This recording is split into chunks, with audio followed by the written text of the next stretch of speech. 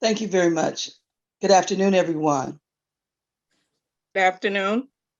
Good afternoon. Afternoon. Good afternoon. All right.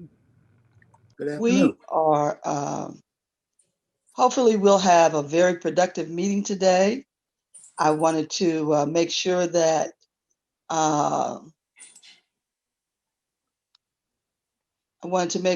we had an opportunity to just share information and work on behalf of our community. I'd like to call this meeting to order for Ways and Means. Madam Clerk, would you please call the roll? Alderman Boyd. Alderman Vaquero. Present. Alderman Howard. Okay. Present. Boyd. Present. Alderwoman Spencer. Alderman Muhammad. Here. Thank you. Alderman Oldenburg. Present. Alderwoman Navarro. Here. Alderwoman Middlebrook. Present. Alderwoman Evans. Present. Chairwoman Davis. Present. President Reed. Here. Alderman Boyd. Alderwoman Spencer. 10 present, you have quorum. Thank you very much. Madam Chair, can I ask a question Sure. of you? Just for my own clarification. Whenever like the meetings, are we adjourning them each time, or we're just sending them the next day where we don't have to do roll call at each meeting? I prefer to adjourn my meetings, please. So that's what we're doing. Okay, I didn't know how that worked, and it was a curious question. So, okay. Oh, thank you very much.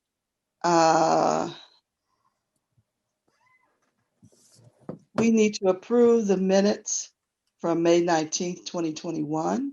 So moved. Second. Are there any corrections? I have one. Could we please reflect the presence of the mayor's office for the presentation of their budget in the minutes? So noted. Thank you. So it's been moved in second. Let's get a roll call on that, please. Madam Clerk. Alderman Boyd. Alderman Vaquero. Aye. Alderwoman Howard. Aye. Alderwoman Boyd. Aye. Alderwoman Spencer. Alderman Muhammad. Aye. Alderman Oldenburg. Aye. Alderwoman Navarro. Aye. Alderwoman Middlebrook. Aye. Alderwoman Evans. Aye. Chairwoman Davis. Aye. President Reed. Aye. 10 aye votes. Thank you very much. We've passed our minutes for May 19th with necessary corrections. I'd like to quickly give an apology to the committee, and most especially, I think it was a couple of committee members that had suggested that we start at 1:30 instead of 1. But after consulting with our board clerk, they felt as though that would take us to a time period that wouldn't allow the work that needs to be done behind our meeting and allow the employees to leave it at an appropriate time. So that's why I kept it at 1, but I didn't want you to think that I had not inquired. So I just wanted to share that with you. And today, our main presentation is the Board of Public Service. But first, because our president of the Board of Aldermen was caught up in a situation he couldn't get out of on time, we wanted to make sure that he came before us. I think it's critical that not only the committee members hear from him and his reflection of his board, his expenditures that were presented to us yesterday, and give you an opportunity to ask him any questions directly. So if you don't mind, sir, President Reed, please go forward. All right, thank you, Madam Chair and members of the committee. First, let me thank each and every one of you for all the work that you're doing. Having served on the Ways and Means Committee for many, many years, it is it's a committee that requires a lot of commitment and a lot of your time. And you know, the work that you do here will determine what happens across the next year in the city of St. Louis. And oftentimes when it comes down to those additions and deletions, it's often some very, very, very tough decisions. So I appreciate you all and your willingness to do this. So, you know, the Board of Aldermen's budget is probably one of the most uncomplicated budgets that come before the city, right? We generally do not have any exorbitant expenditures. We always joke to say we can't even order a magazine subscription if we want it.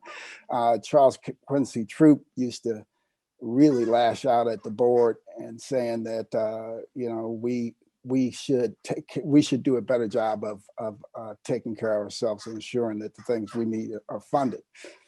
But the challenge is that when you're part of the legislative branch of government, oftentimes you bear much more scrutiny than you do in the executive branch, which is why the chambers of the Board of Aldermen does not have air conditioning. Try bringing that up for some of the newer aldermen. Try bringing that up and see what happens.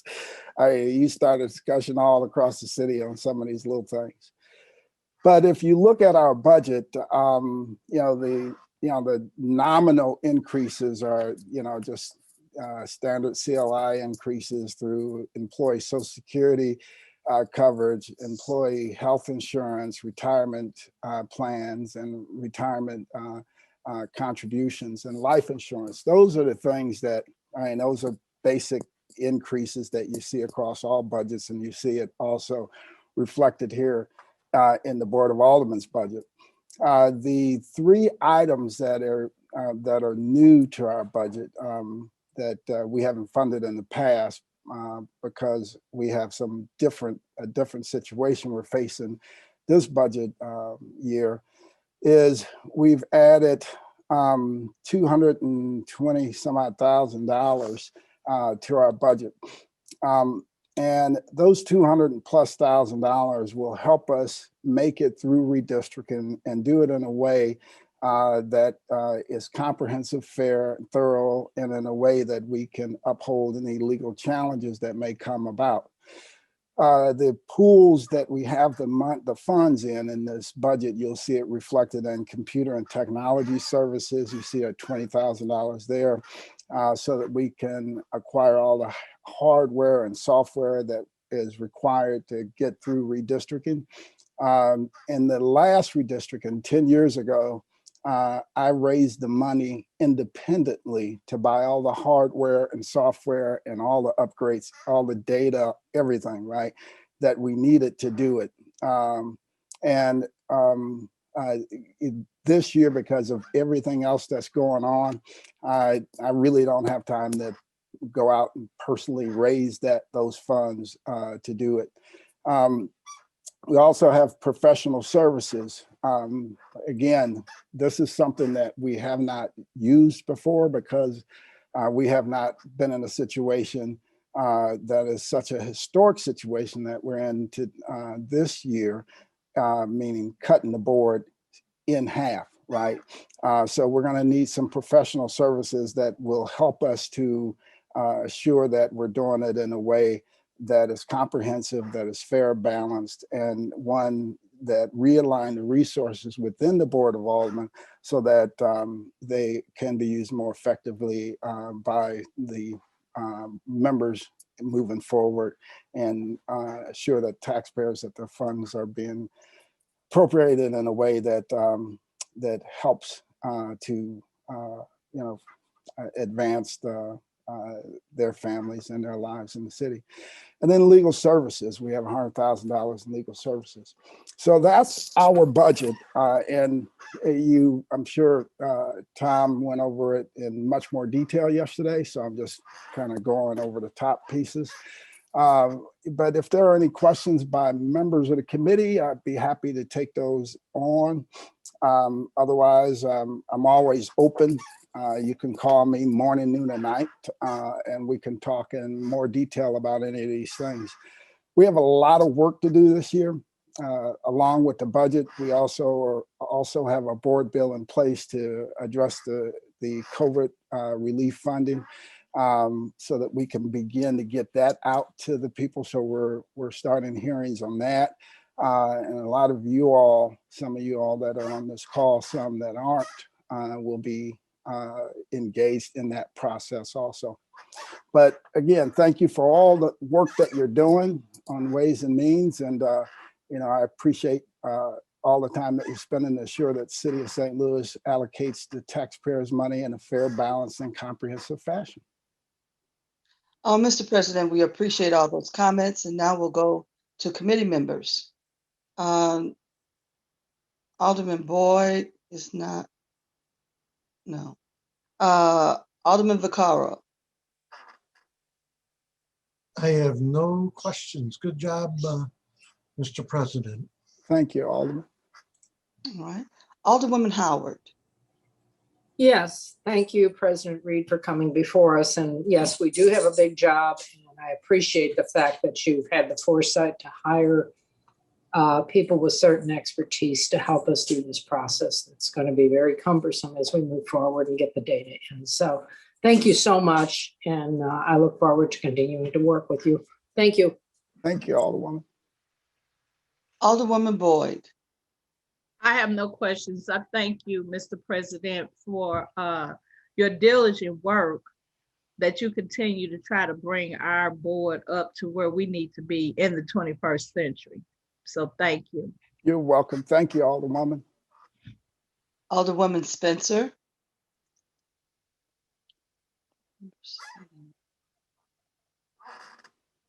Thought she was on earlier. Alderman Collins Muhammad. Thank you, Madam Chair. I have no questions for the President. Thank you for your service, Mr. President. Thank you, Alderman. Okay. Alderman Oldenburg. No questions. Thank you.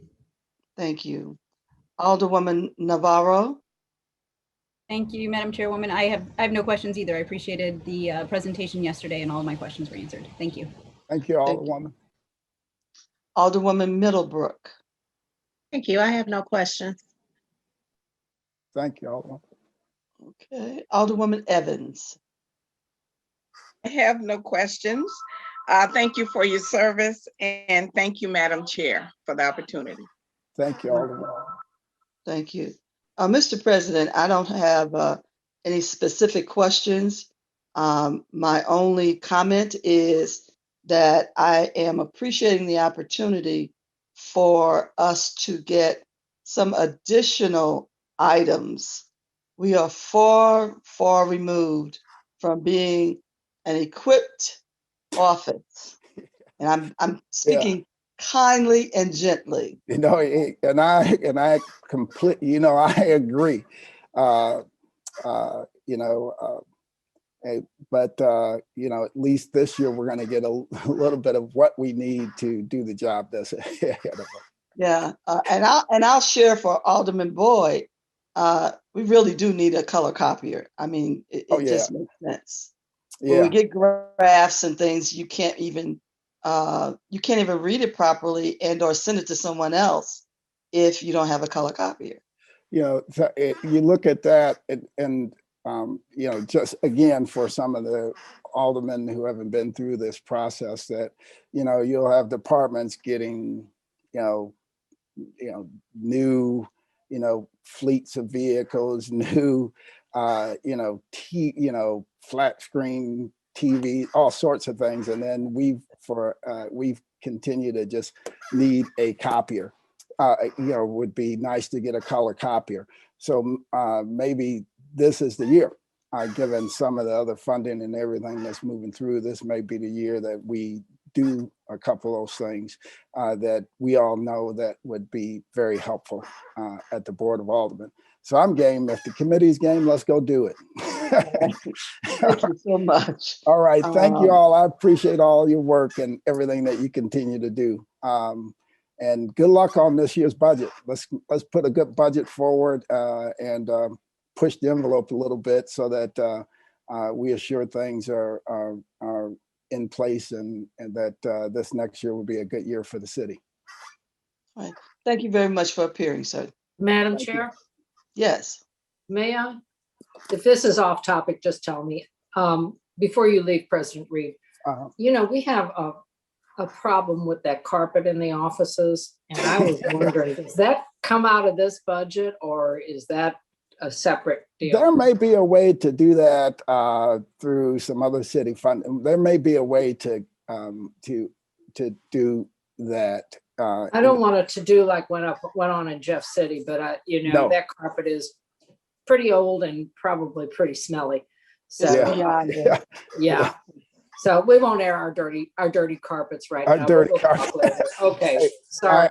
All right, just so you know, the chairs in my office were so bad, people were sitting down and ripping their clothes on them. So we finally had to we were lucky enough to find some old chairs that they had in storage, which are the chairs that are in my office now. And those are the chairs that we use now. But, you know, the board has to begin to put itself out first, you know, and take care of itself because nobody else is going to do it for us. We need to take the advice of the former first ward alderman. Exactly right. Exactly right. Yeah. Okay. All Thank right. you all. I appreciate you so much. Thank you. Thank you. All right. Bye-bye. All right. Thank you. Goodbye. Bye-bye. So moving forward with the presentations from Board Bill 1, the department before us this afternoon is our Public Safety Division. And our acting director, Dr. Dan Eisen, will open with us. And Dr. Eisen, what I'd like to do is to allow you to have each department present in the order that you choose to have them. Please make sure that staff introduce themselves and give their title, and we can move forward. This is your guiding opportunity here. So I'm going to try not to interfere too much unless it is dealing with our appropriateness as committee members in our verbal interaction. Dr. Eisen, please go forward.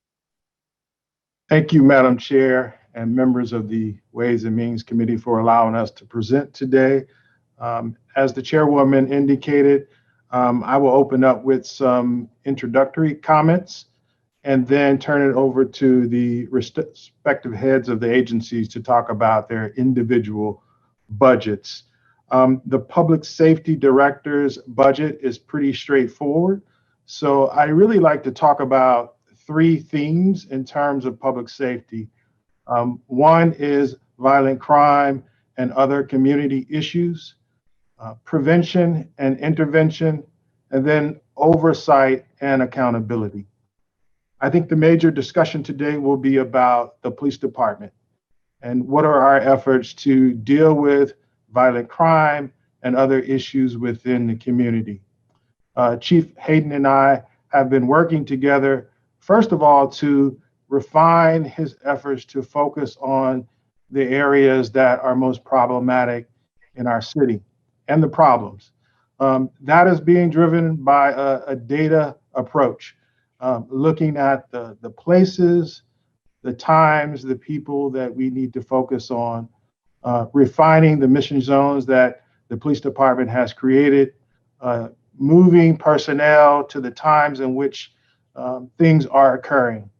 The second effort with the police department is to really do a deep dive into what officers are doing, what types of calls that they are responding to, what types of tickets they are writing, what type of arrests that they are making, and trying to have a community conversation about whether or not these efforts are aligned with what the community wants the police department to do. An example of that preliminary analysis is we have 84,000 different bench warrants that are out there for fairly minor things. That results in officers being taken off the street for very minor arrests to accomplish bench warrant arrest. Those are the types of things we're digging into. Over a week's period of time, almost 1,000 calls for non-related or non-criminal offenses. So we want to dig into this stuff and find out how we can get officers more in the neighborhoods, connecting with the community, being more visible, as opposed to doing these things that take them away from the streets. So that analysis has started already. I think the final thing that is related to our budget is the 98 officers that have not been filled for a long period of time. Almost 4 years, those officers have not been filled. I firmly believe that the police cannot do this by themselves, that there needs to be prevention and intervention programs directed towards victims of violence, directed towards homeless issues and unhoused in our community, and also that are focused on offenders. Because oftentimes in our communities, the victim may be the offender the next day. And so we really need to invest in those types of things so we have a holistic approach. And I believe taking that portion of the police budget and funding other areas that could have a holistic approach to what we're dealing with the community is money that is well spent. The other part of the police budget that I think will have some discussion is the issue of overtime. Overtime has ballooned over the past 3 years from what generally was about $6 to $7 million, has now ballooned up to $11 million. The police department will talk about this, but I believe that properly deploying our people for the times and places that we need them to be can deal with the overtime issue, not relying on 12-hour shifts so liberally, which has really increased the budget for the police department, is another strategy, and the police department will talk about that. And then just a measure of more accountability, where commanders are reviewing requests for overtime on a regular basis. So I am comfortable with the budget that has been presented for the police department. The second issue I think that will come up is certainly the jail. The Board of Aldermen approved closing the medium security workhouse some time ago. The mayor has established a deadline. We are working towards that deadline. Currently, we have a population of 640 detainees in our facility, approximately 200 in MSI, the rest of that portion in the Justice Center. We are currently actively doing the repairs at the Justice Center and firmly believe that by mid-June, we will be able to move all personnel into the Justice Center. In my opinion, being able to manage one facility, food service, medical service, placing all of our corrections personnel in one facility will make it more manageable for us as a city and safer for detainees and corrections officers alike. And so we are on track to make that happen. The final thing, and I think is very important, is there is an expansion in the budget for community oversight. I think we all agree that independent oversight has the ability to provide more confidence and trust, both in the police department and in the correctional facility. It's something that the community has longed for many years. We think increasing the number of people who can review investigations and also conduct investigations, working in conjunction with the police department and the correctional facility, we could, inspire more confidence in our community, which ultimately results in better policing, better correctional facility. So I think those are the highlights. There might be others that the committee would like to point out, but I will open it up for any questions that might be for me, or turn it over to Chief Hayded and Dave Daniels for their presentation of the police budget. Dr. Isom, I think that we will allow the presentations to start because you will be available throughout this process. And at any point in time that you'd like to intervene with your staff and give additional information, please feel free to do that. Thank you, Madam Chair. Also, there's other alderpersons that are not on the committee that are on this call looking at this as well. So right now, I listed Alderwoman Ingracia and anybody else, because I know she's going to ask a couple of questions, but anybody else that feels as though you want to be included in every round of questioning that is available, please raise your hand and I'll make note of that and or put it in the chat for me. And if you don't want to be called on, put that in the chat. So let's go, move forward, sir. Thank you, Madam Chair. I'll turn it over to Chief Hayden and Dave Daniels. Very good. Thank you, Madam Chair, and thank you, Dr. Isom, for introducing us. Certainly the things that Dr. Isom mentioned are focuses for the police department. We have, since his coming, we have actually gone to daily stand-up meetings. We talk about really trying to address violent crime.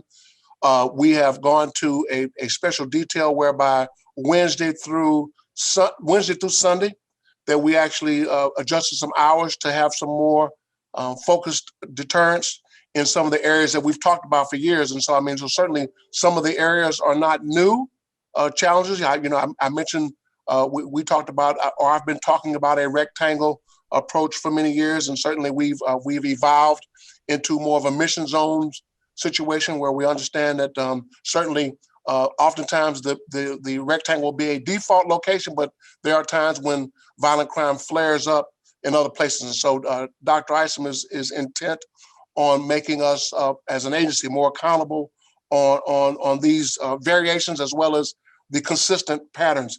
I could certainly tell you we're up by 17 homicides this year compared to this time last year. As you know, we really had a unique situation going on last year. Once June and July hit, you'll recall Operation Legend when we had the federal officers riding along in our cars as to address that. But really, our main focus is going to be on the next 90 days in particular. We really want to get a handle on what happened last year.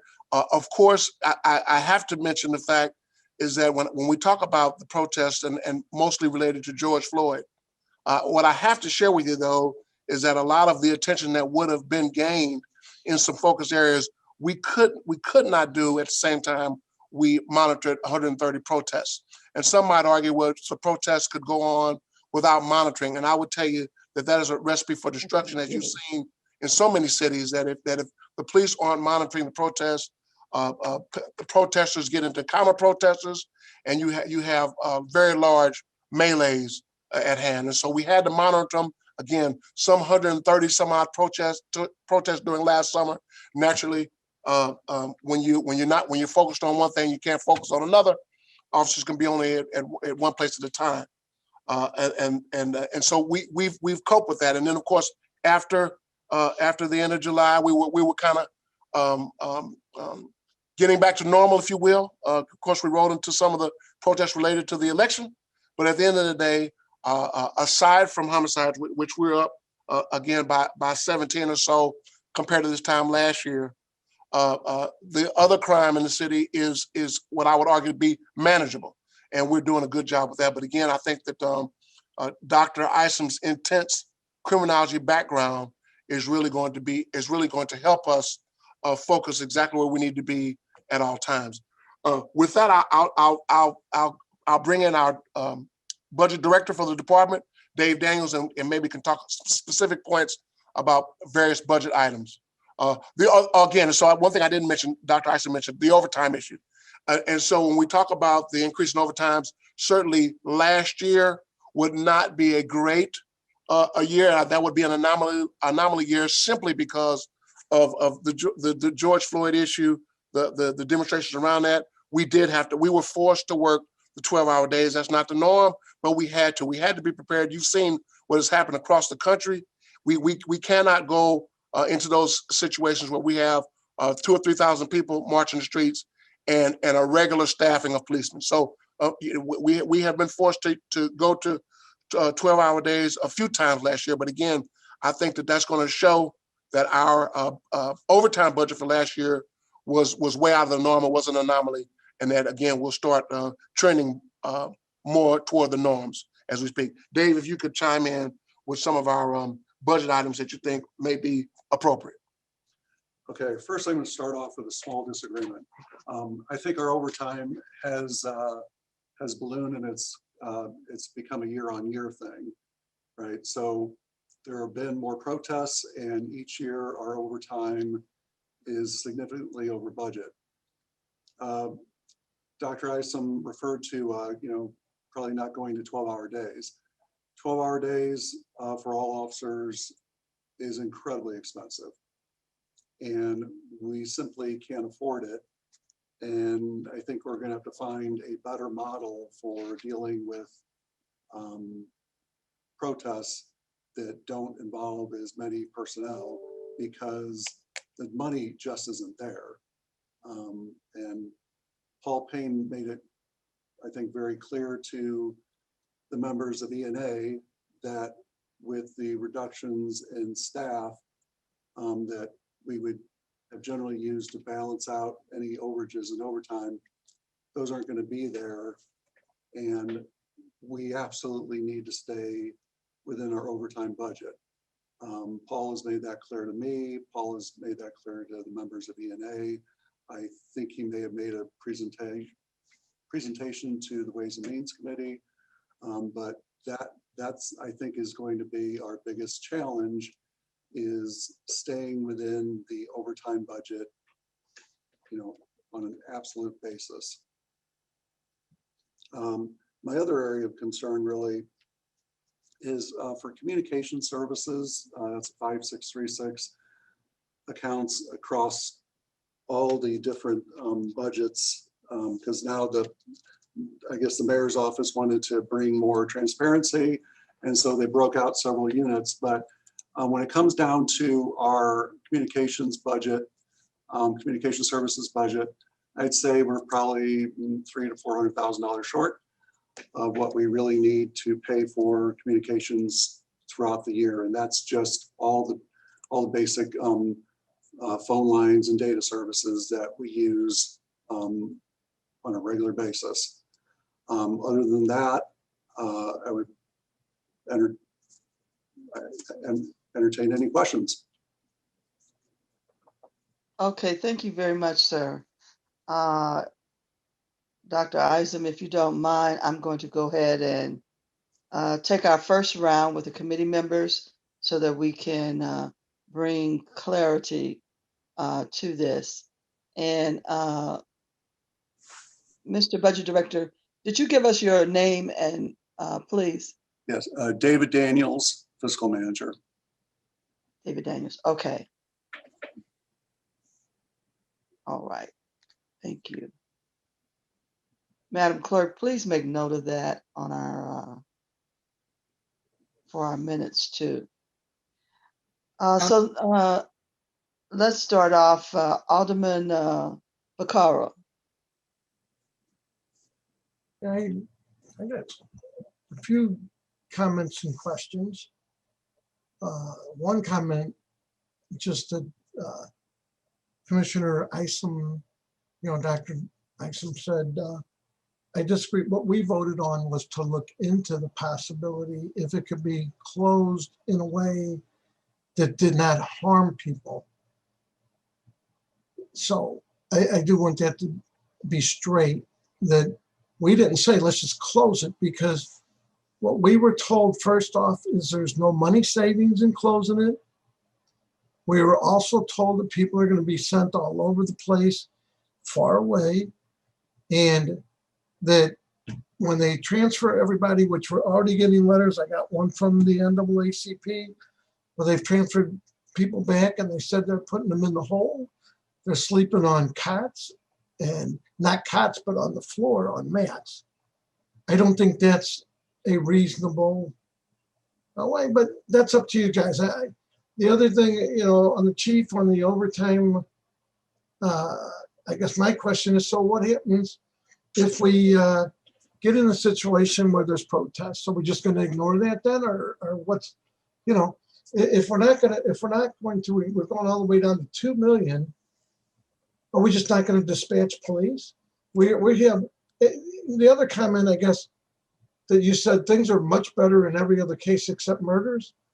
Have you been in my neighborhood lately about how many nights the cars are being broken into and the carjackings? And I beg to differ. I mean, to me, I don't see how you would consider that as being better. To me, you know, people are leaving the city in droves. And in my neighborhood, I mean, the houses are still selling well, but to say publicly, other than the murders, things are all good. I mean, you know, I would like you to explain how you feel that's better.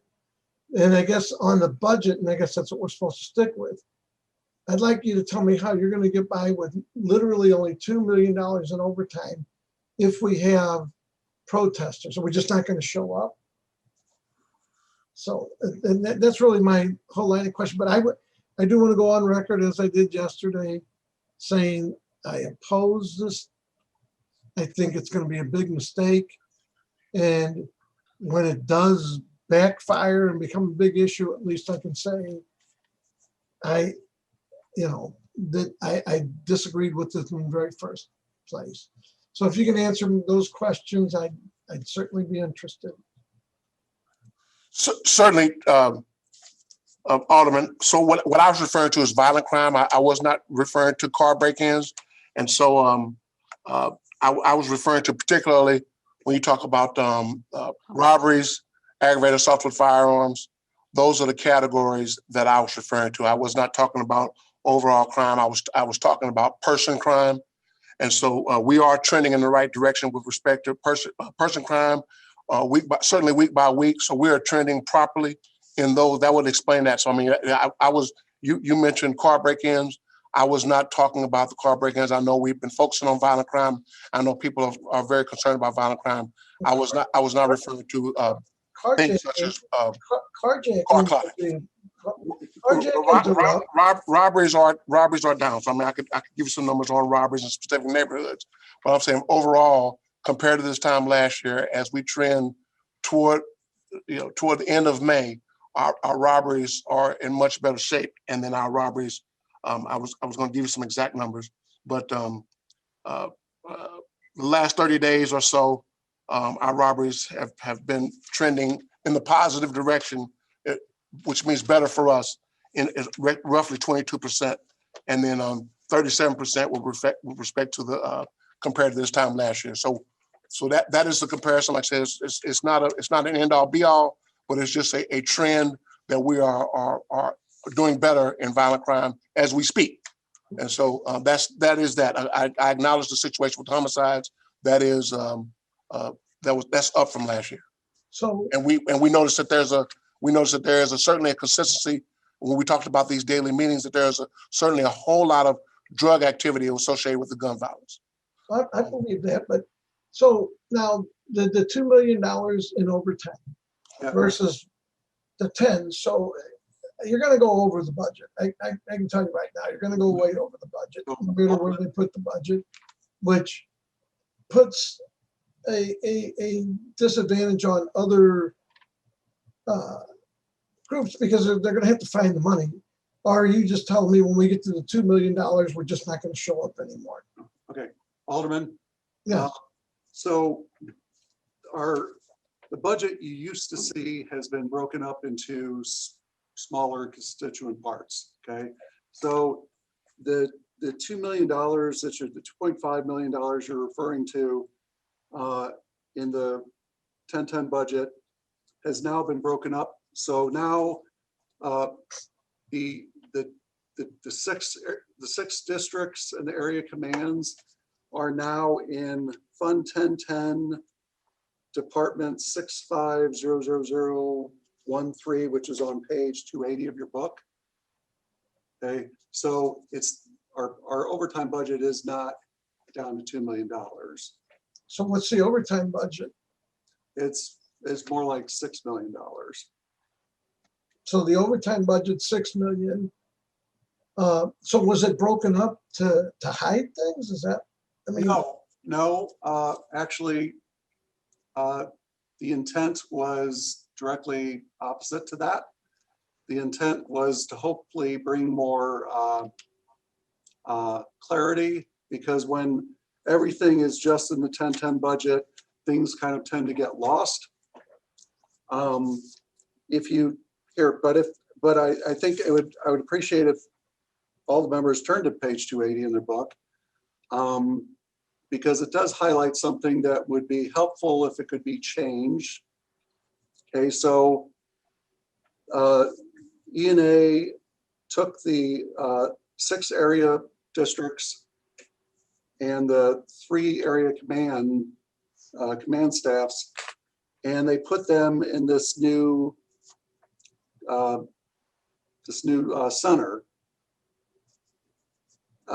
In an interest to make it more clear, I think it would be better if they went a little farther, or if you went a little farther, and asked for individual budgets for each district, because I think it would be a lot more clear as to what was going on. But I don't think it was anybody's intention to hide anything.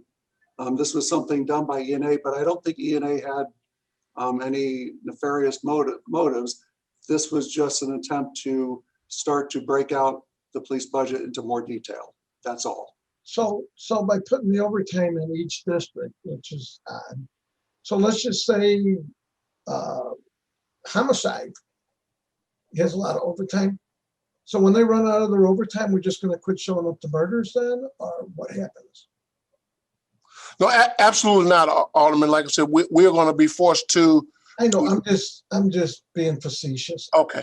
We're going to go over this, because even doing that, you know, what's going to happen is even broke out into areas, districts like the 2nd district, which, you know, they'll just not allow them to do overtime, which will just even delay things further.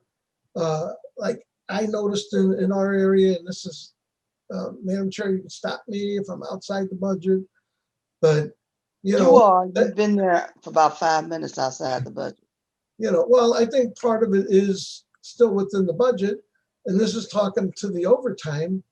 If a house gets burglarized in the 2nd, at least in my neighborhood, the police do not show up. They'll take a report over the phone.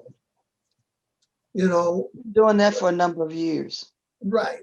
So, so is it going to be that they're just not going to show up to calls, more calls in the district to save on overtime in the 2nd district, so you can shift it to other districts? You know. Yeah, I think what the director of public safety as well as the budget director is saying, sir, is simply that we're going to just have to be a lot more judicious with our overtime.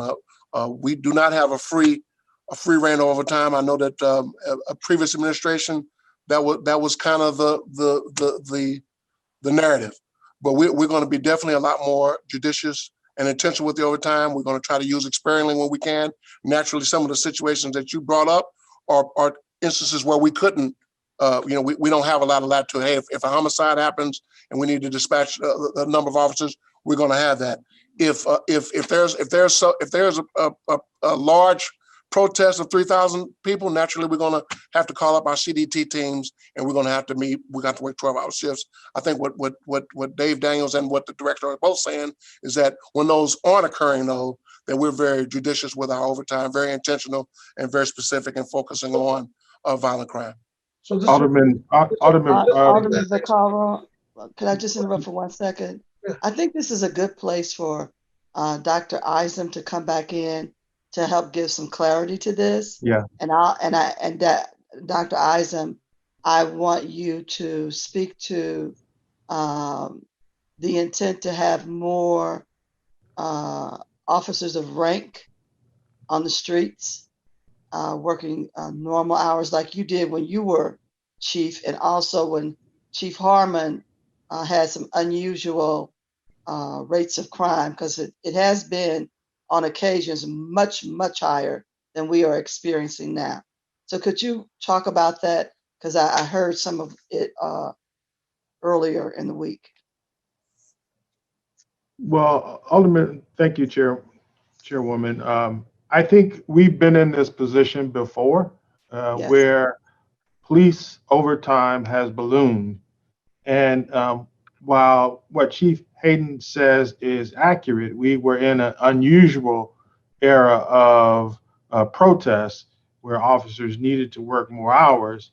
Even in those circumstances, we could potentially do a better job of managing how long people are on 12-hour shifts. If in fact we need to put them on, can we hold people for a couple of hours over their normal shift as opposed to doing 12-hour shifts? Can we adjust hours so we have more people at the times that we believe the protests might occur? So there are multiple strategies that we could deploy to see how we can minimize the use of 12-hour shifts. As Chief Hayden says, it may be a time where it is absolute necessary, but I think there are other ways that we could do it. The other part is just the day-to-day management of overtime, right? What are we giving people overtime for? And having more oversight over that can reduce overtime. So I know Dave will remember when I was chief in 2008 with the Great Recession, we had to do the same thing. We cut significant amounts of overtime, but it was really about managing it. And I think as Chief Hayden has indicated, there was a liberalness in terms of allowing for overtime in the past. And what we're going to do is put tighter constraints on offering overtime and having people on, 12-hour shifts. And so is there a possibility, Alderman, that things could just go haywire and we would be in a position where we were last year? That is a possibility. But even in those instances, I think there are things we could do to lower the amount of overtime that we are spending. $11 million is a lot of overtime. And so somewhere between 6 and 11 million, I think we need to really think about that. And I think there's ways we could get it down. I hope you're right. I would just somewhat disagree that I think what's going to happen is she'll end up going over, but we'll see. I just want to be on record saying I'll say I hope it works, but I'm certainly skeptical that you'll be able to stay within that budget. And it's just going to force money to be moved from other budgets into there. I'll leave it at that because, I think I made pretty clear on, where I'm at and what I,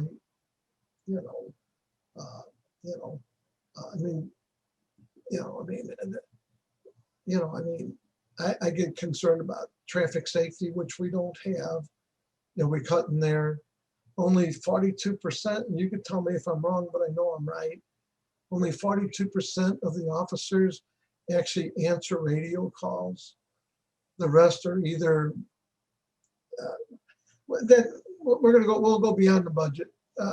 Dan, Commissioner Dan, Dr. Dan, I'd be happy to really come in and argue this out in person rather than over a public meeting.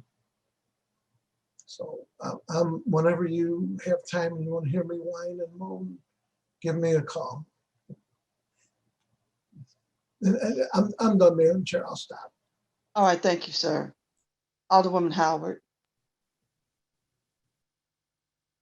Thank you, Chief Hayden and Commissioner Isom and the rest of your staff for coming before us today.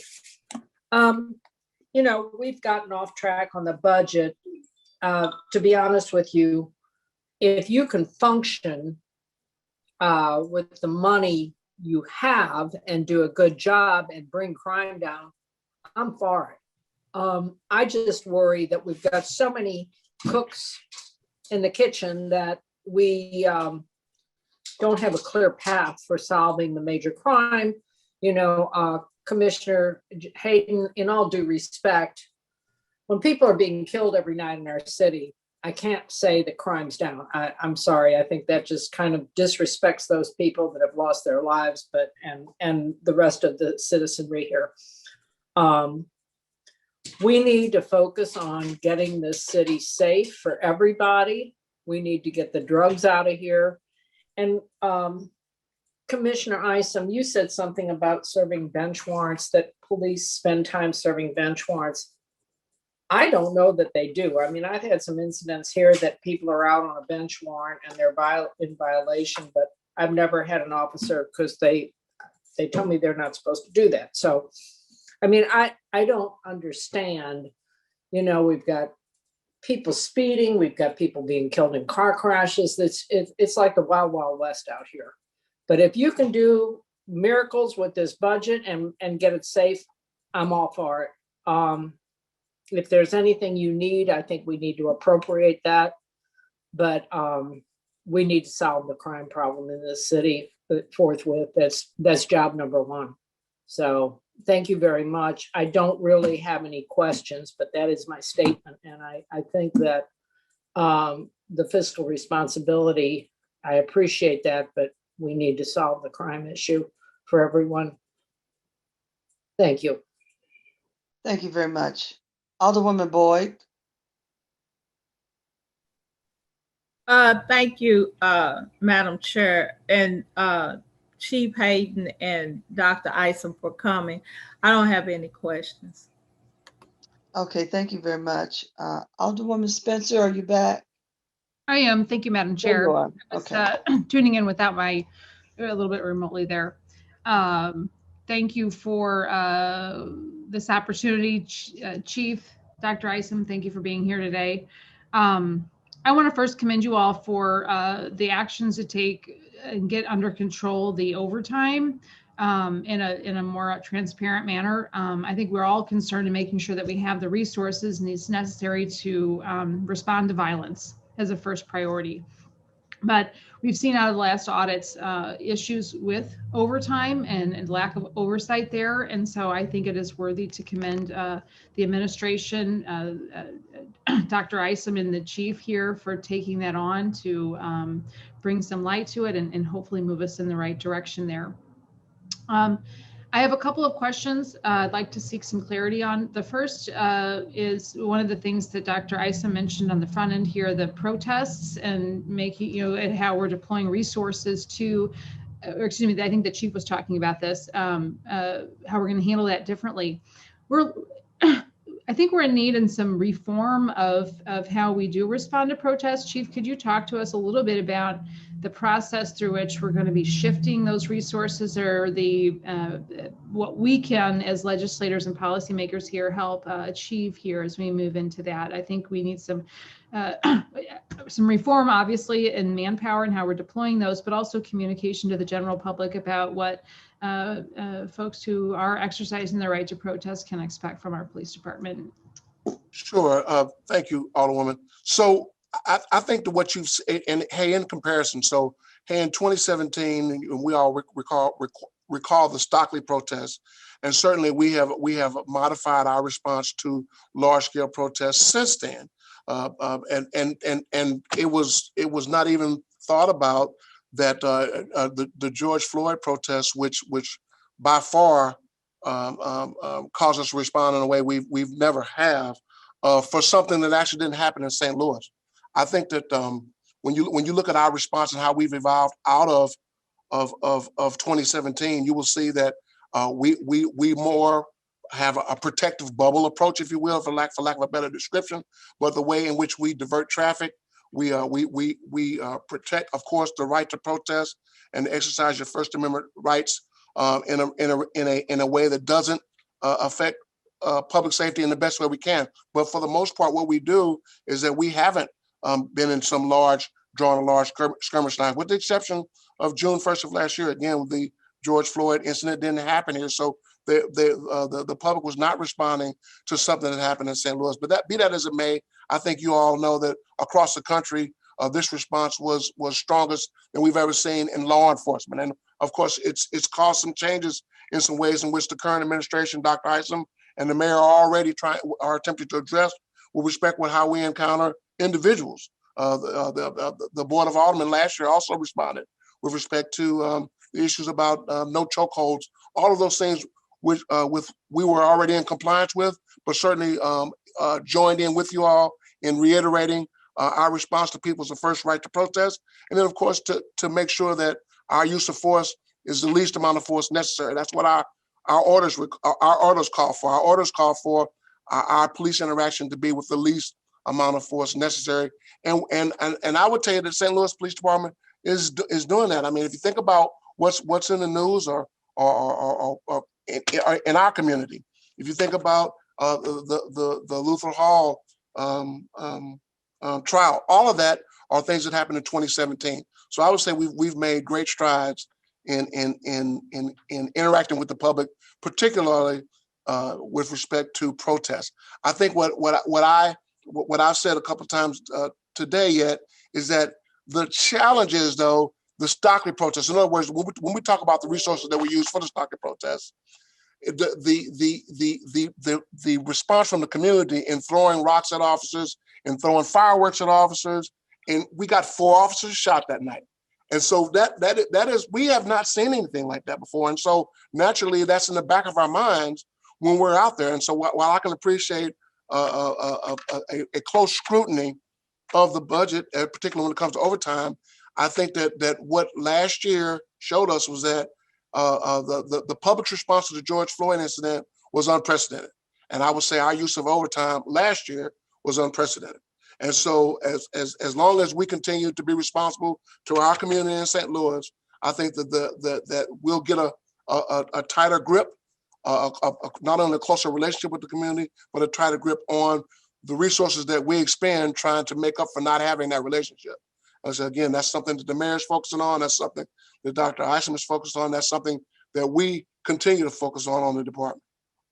Thank you, Chief. I'm looking for something a little more tangible. Are we speaking about deploying less officers to protests in a general sense, a smaller presence? What can we expect from a purely budgetary deployment? So, in other words, we're going to have less officers deployed at protests in a general sense, and that's one of the strategies we're using to reduce the amount of manpower, hours, and overtime.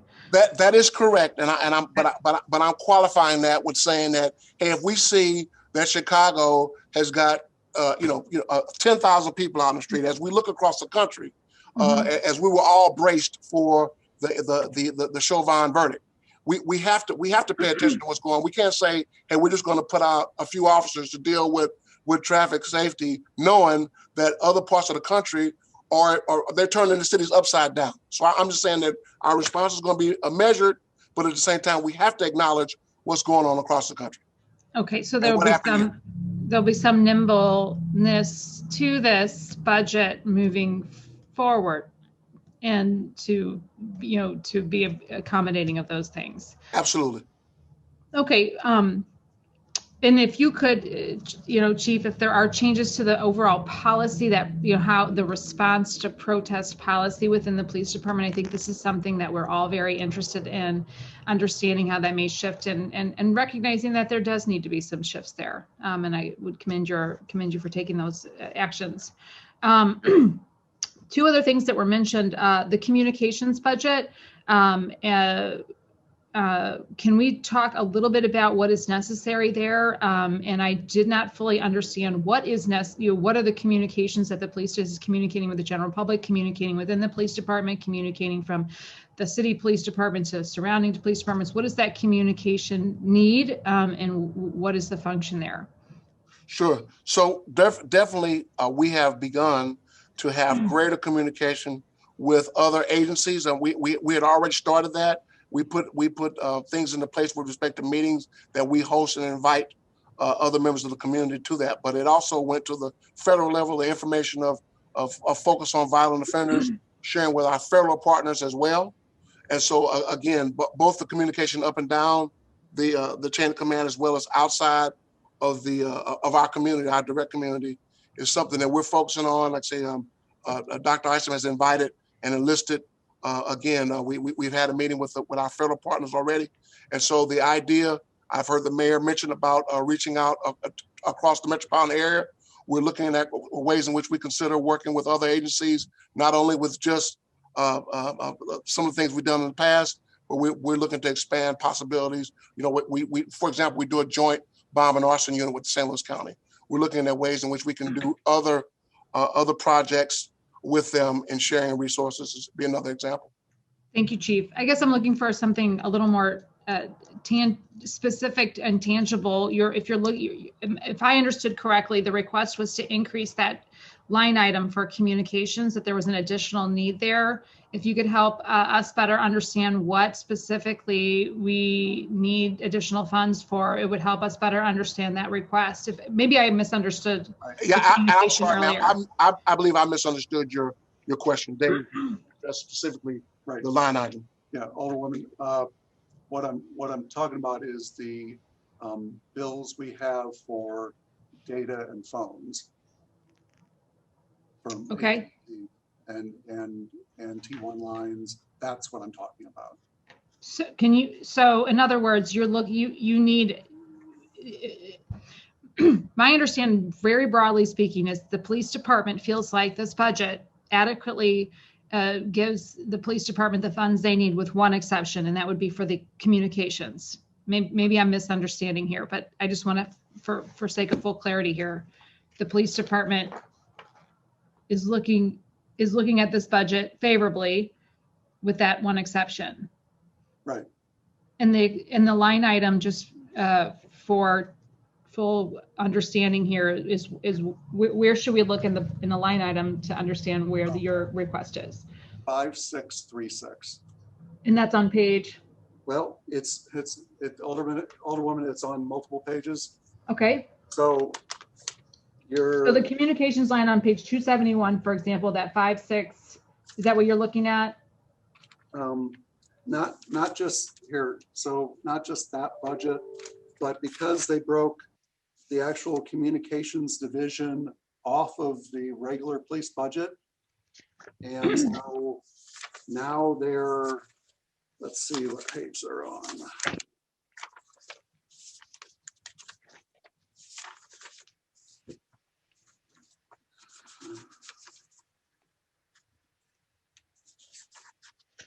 So they're on page 281.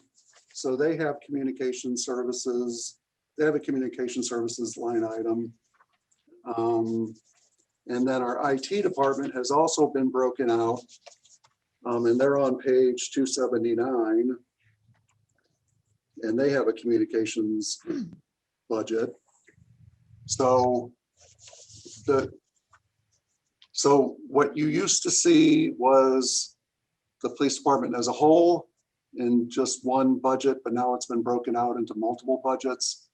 And over those multiple budgets, I need 300 to 400 more thousand. And so what we will do is, since Ways and Means can't add anything to the budget, is eventually during the year, we will make cuts elsewhere and move the money to that 5636 line item, because we have to pay our phone bills and we have to pay our data bills, because that's pretty essential for a police department or any agency. And I know forgive me, your title and your name, I know I heard it earlier and I was not in a position to write that down. So please forgive my asking, just so I can properly address you, sir. Yeah, David Daniels. I'm the fiscal manager.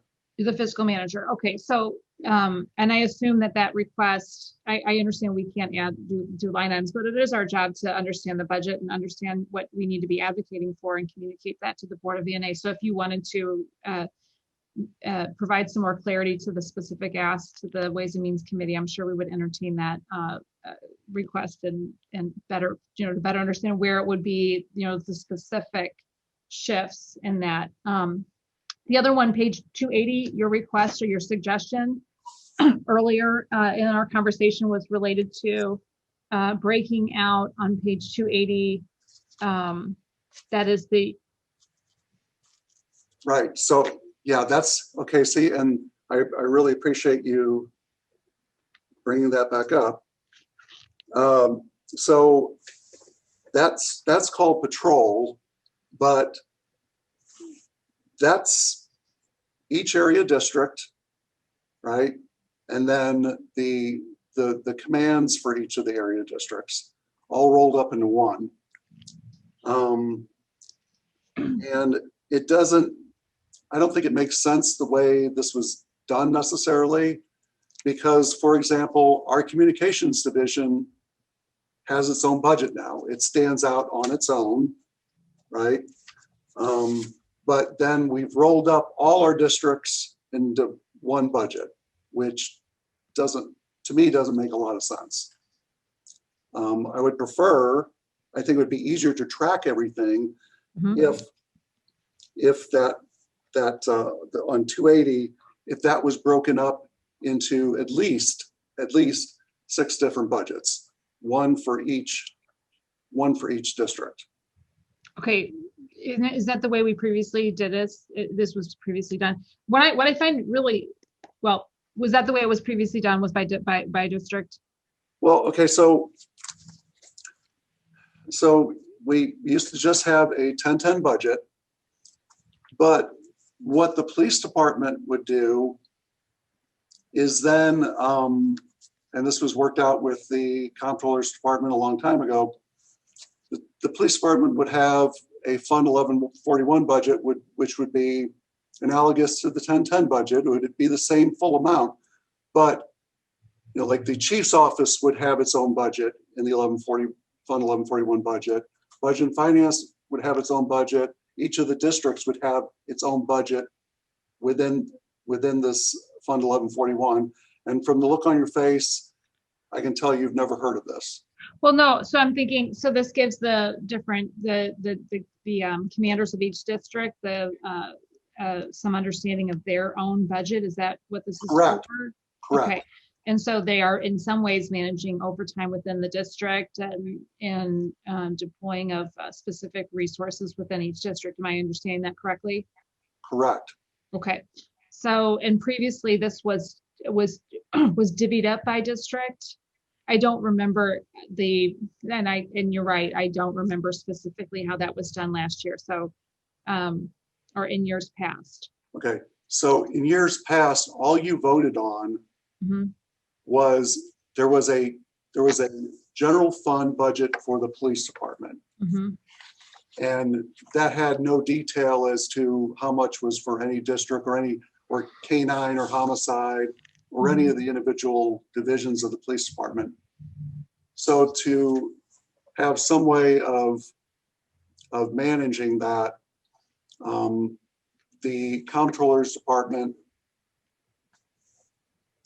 was able to allow the police department to break up its 10-10 budget and allocate individual budgets to the different assignments. So allocate an individual budget to the first district, second district, homicide, traffic safety. So each department has its own, each division has its own budget. And that's currently not been done. Is that correct? That's something that you don't see, okay, but we see it internally. So, I mean, I think you bring up an excellent point. I mean, I think understanding how much we're budgeting to the homicide, to the special units, to, whether is an important function. And you're suggesting that we add it to this level of the budget. We add it in a line item here so it's clear on the front end, communicated throughout the budget process, and we all understand, and we have those buckets all lined out from the front end. Am I understanding that correctly? I think ultimately it would be probably better for the alderman, though I think Paul's going to jump in here in a second. I think he's going to jump out of his seat. No, I don't think it is. I think, I think just, taking our budget, our 1010 budget, and as the comptroller's office talks about exploding it into Fund 1141, where there's all this detail for each division, would greatly expand the size of the budget. And You mean the size of the budget? Physical documentation, number of papers, not the money, the documentation that's associated with it. That's Okay, correct. And So, I think it was seen as a bit impractical.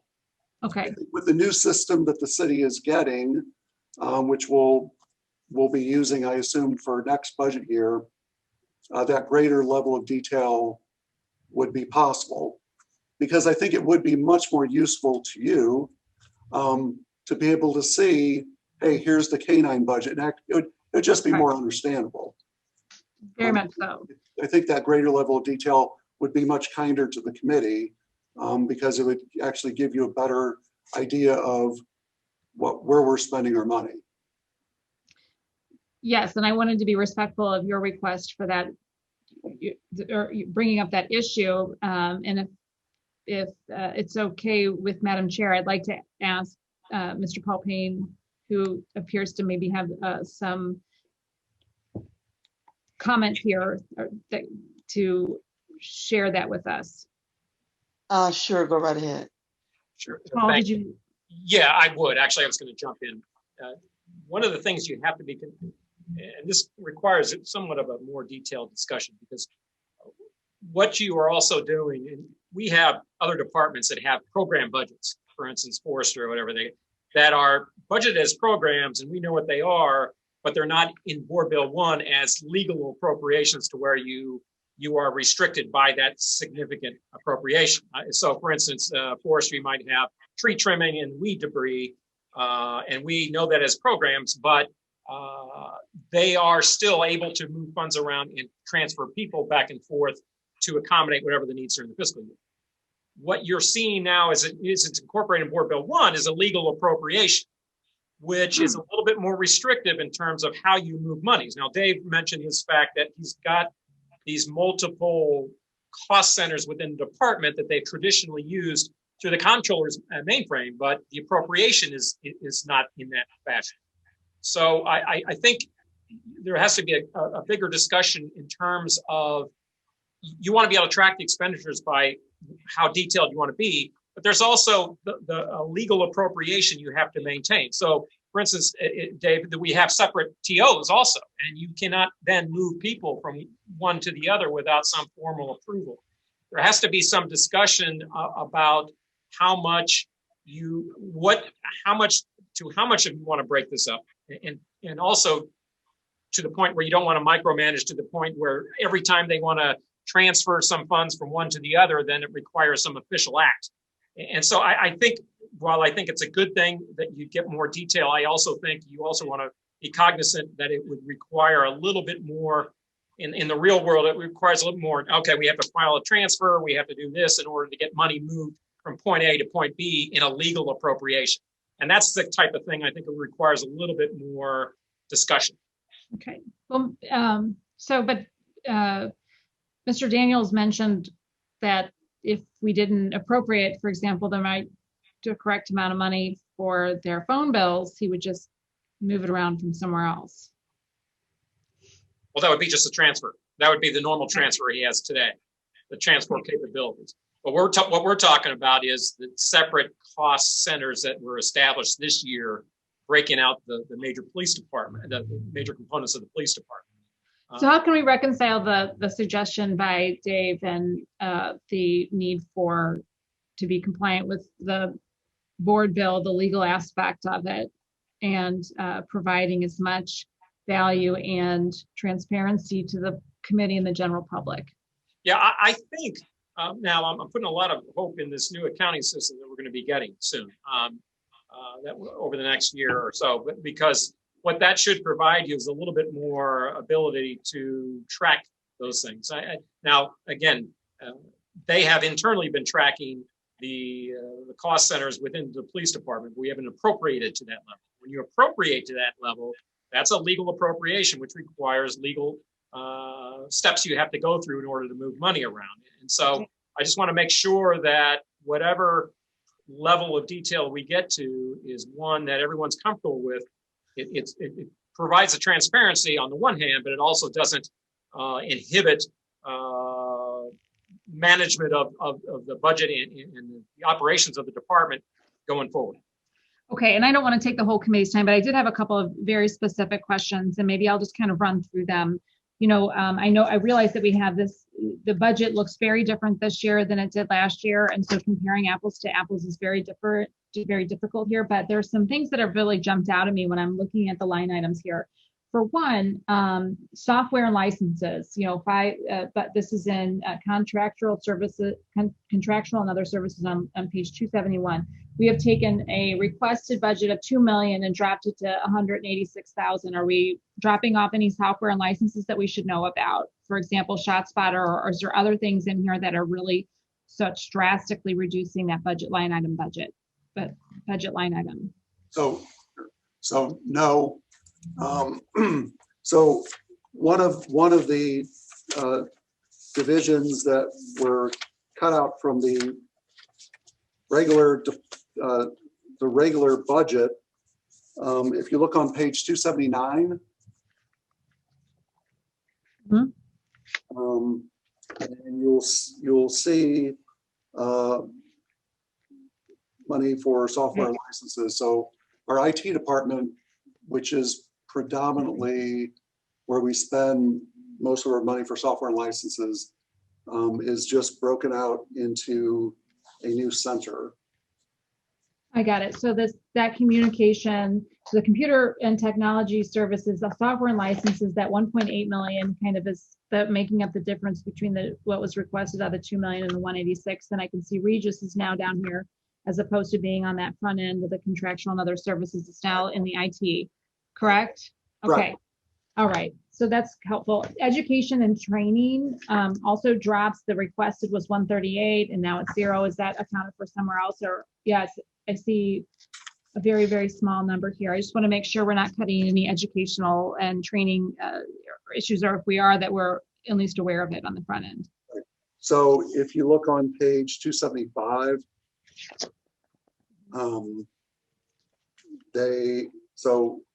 but my division is broken out, and the education and training is all in my budget.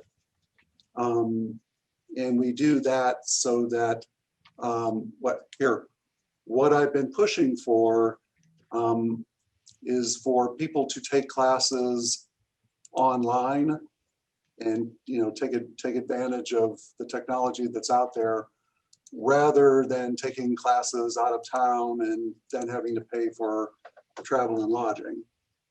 So it's in my budget, so we can control it better. Those things are still in there. That's good. It's just, it was a little sort of described or accounted for in a different manner.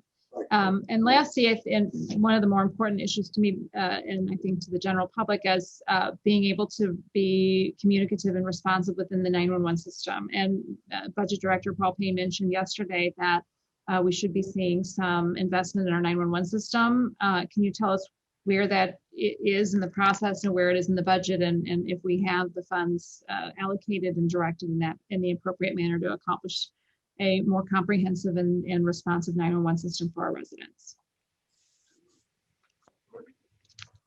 So certainly, Alderwoman, one thing we're doing is that we're in the process of hiring additional dispatchers as the primary thing. Of course, that was approved at the end of the previous administration. And so we are continuing on that quest. There's probably 15 or so people in the pipeline for dispatchers to be hired soon. We've also worked with Dr. Isom in attempting to merge or allow some overtime with dispatchers from the fire department to help fill ours in when we're on some shorter instances. And we're also looking to get on the same software platform with the fire department so that our dispatchers won't have to hold the phone and then contact a fire department dispatcher in order to transfer a call. So that's just a few things. And of course, we've made since the first of the year, we've made a modification, an update on something called the 911 Viper system, that's also helping truncate calls to distinguish non-emergency calls from emergency calls. So we're working in that direction. Like I say, more bodies hired, as well as paying some overtime for some possibly from fire dispatchers working with us should help close that gap significantly. Okay, and then the specific combination 911 system, 911 answering, call center, is that something that is in the works, or what is that something outside of what we're discussing in this budget cycle? Should we be anticipating any work on that front through this year? I know Dr. Isom, you might want to expound a little bit on some of the work that you're doing with respect to the CAD system. Yeah, Alderwoman Spencer, I think Chief Hayden talked about the three things that we're working on. Certainly the major issue is just personnel. If you have more dispatchers, the time and quality of the service is going to get better. So we have that in the pipeline. As a immediate measure, and even long-term, we have, for the first time, we're going to have fire department dispatchers who are going to be actually working in the police dispatching center on overtime. They have to do a certain level of training to be able to do that. I think ultimately, as you're speaking about, is more about being on the same platform than actually being in the same building, as you might agree. If the fire department and the police department are on the same dispatching system, then it's much easier for both to share personnel and responsibilities. So long term, it's getting both the fire and police on the same dispatching system, and then ultimately they could be in the same PSAP, the same dispatching center, but even to do that, as you might agree, they would still have to be on the same system for them to actually work together. So it's better for us to get on the same system even before we move into the same building. Agreed. Thank you so much, Dr. Isom. I think that really helps me better understand where we're going on that. And just recognizing that we've got a lot of work to do in that area, I'm glad to hear we're moving in that direction. I would also, if I could just add one thing, Alderwoman Spencer, and part of it also, and I've talked to the chief and his personnel about an education component to this as well. Many of the things that happen in terms of, I guess, bad press about the dispatchers unit is the result of multiple calls. When an incident happens, 12 people can call at the same time. There's potential that that fifth person might be on hold because the dispatching unit is taking the first 5 calls that came in on the incident. And so that's not an explanation for all of them, but I've asked the police department to do more of a communication and education campaign to our community about when to call 911 and what may happen before you're put on hold. And oftentimes those calls are answered within a couple of seconds. You just may be the 11th caller on the same incident. I do appreciate that happens from time to time, and certainly it's happened, it does happen probably with some regularity, but I can tell you from very personal experience, I call 911 on a very regular basis, and I have experienced a busy signal, the busy recording, all operators are busy, please stay on the line, someone will be with you shortly. Numerous times. I know it by heart, and it is an issue that does need to be addressed. But I am grateful and glad to hear that there is work in that direction, and I do think an educational campaign could be very helpful. So let us know what we can do to help with that effort and to share with our residents when that gets off the ground, because I believe, would be more than willing to help with that front. The last thing I'll say is just, again, to commend you all. We have a lot of crime in our city. Thank you for serving our city.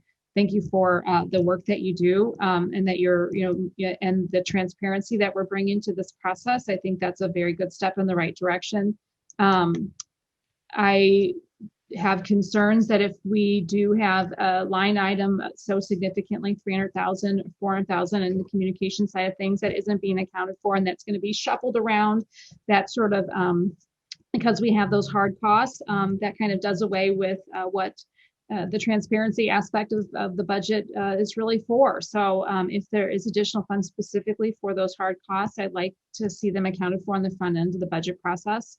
And so even though that is outside of our authority to add budget dollars for any purpose, I just think in the sense and in the spirit of being transparent and the function of doing that, we should accommodate that in the allocation on the front end. Thank you all for answering my questions, Madam Chair. Thank you for giving me such a large amount of time to ask those questions here today. Thank you very much. Before we go to our next committee person, I need to give an apology. I was looking at an old list of seniority, and Alderwoman Spencer, I should have been calling you before Alderwoman Boyd. I also need to give recognition to a number of alderpersons who have come online. They're going back and forth, so I'm sure they're trying to take care of their other committee challenges and other things. But Alderwoman Ingracia, Alderman Gunther, Alderman Stevens, Alderwoman Clark Hubbard, and Alderwoman Rice.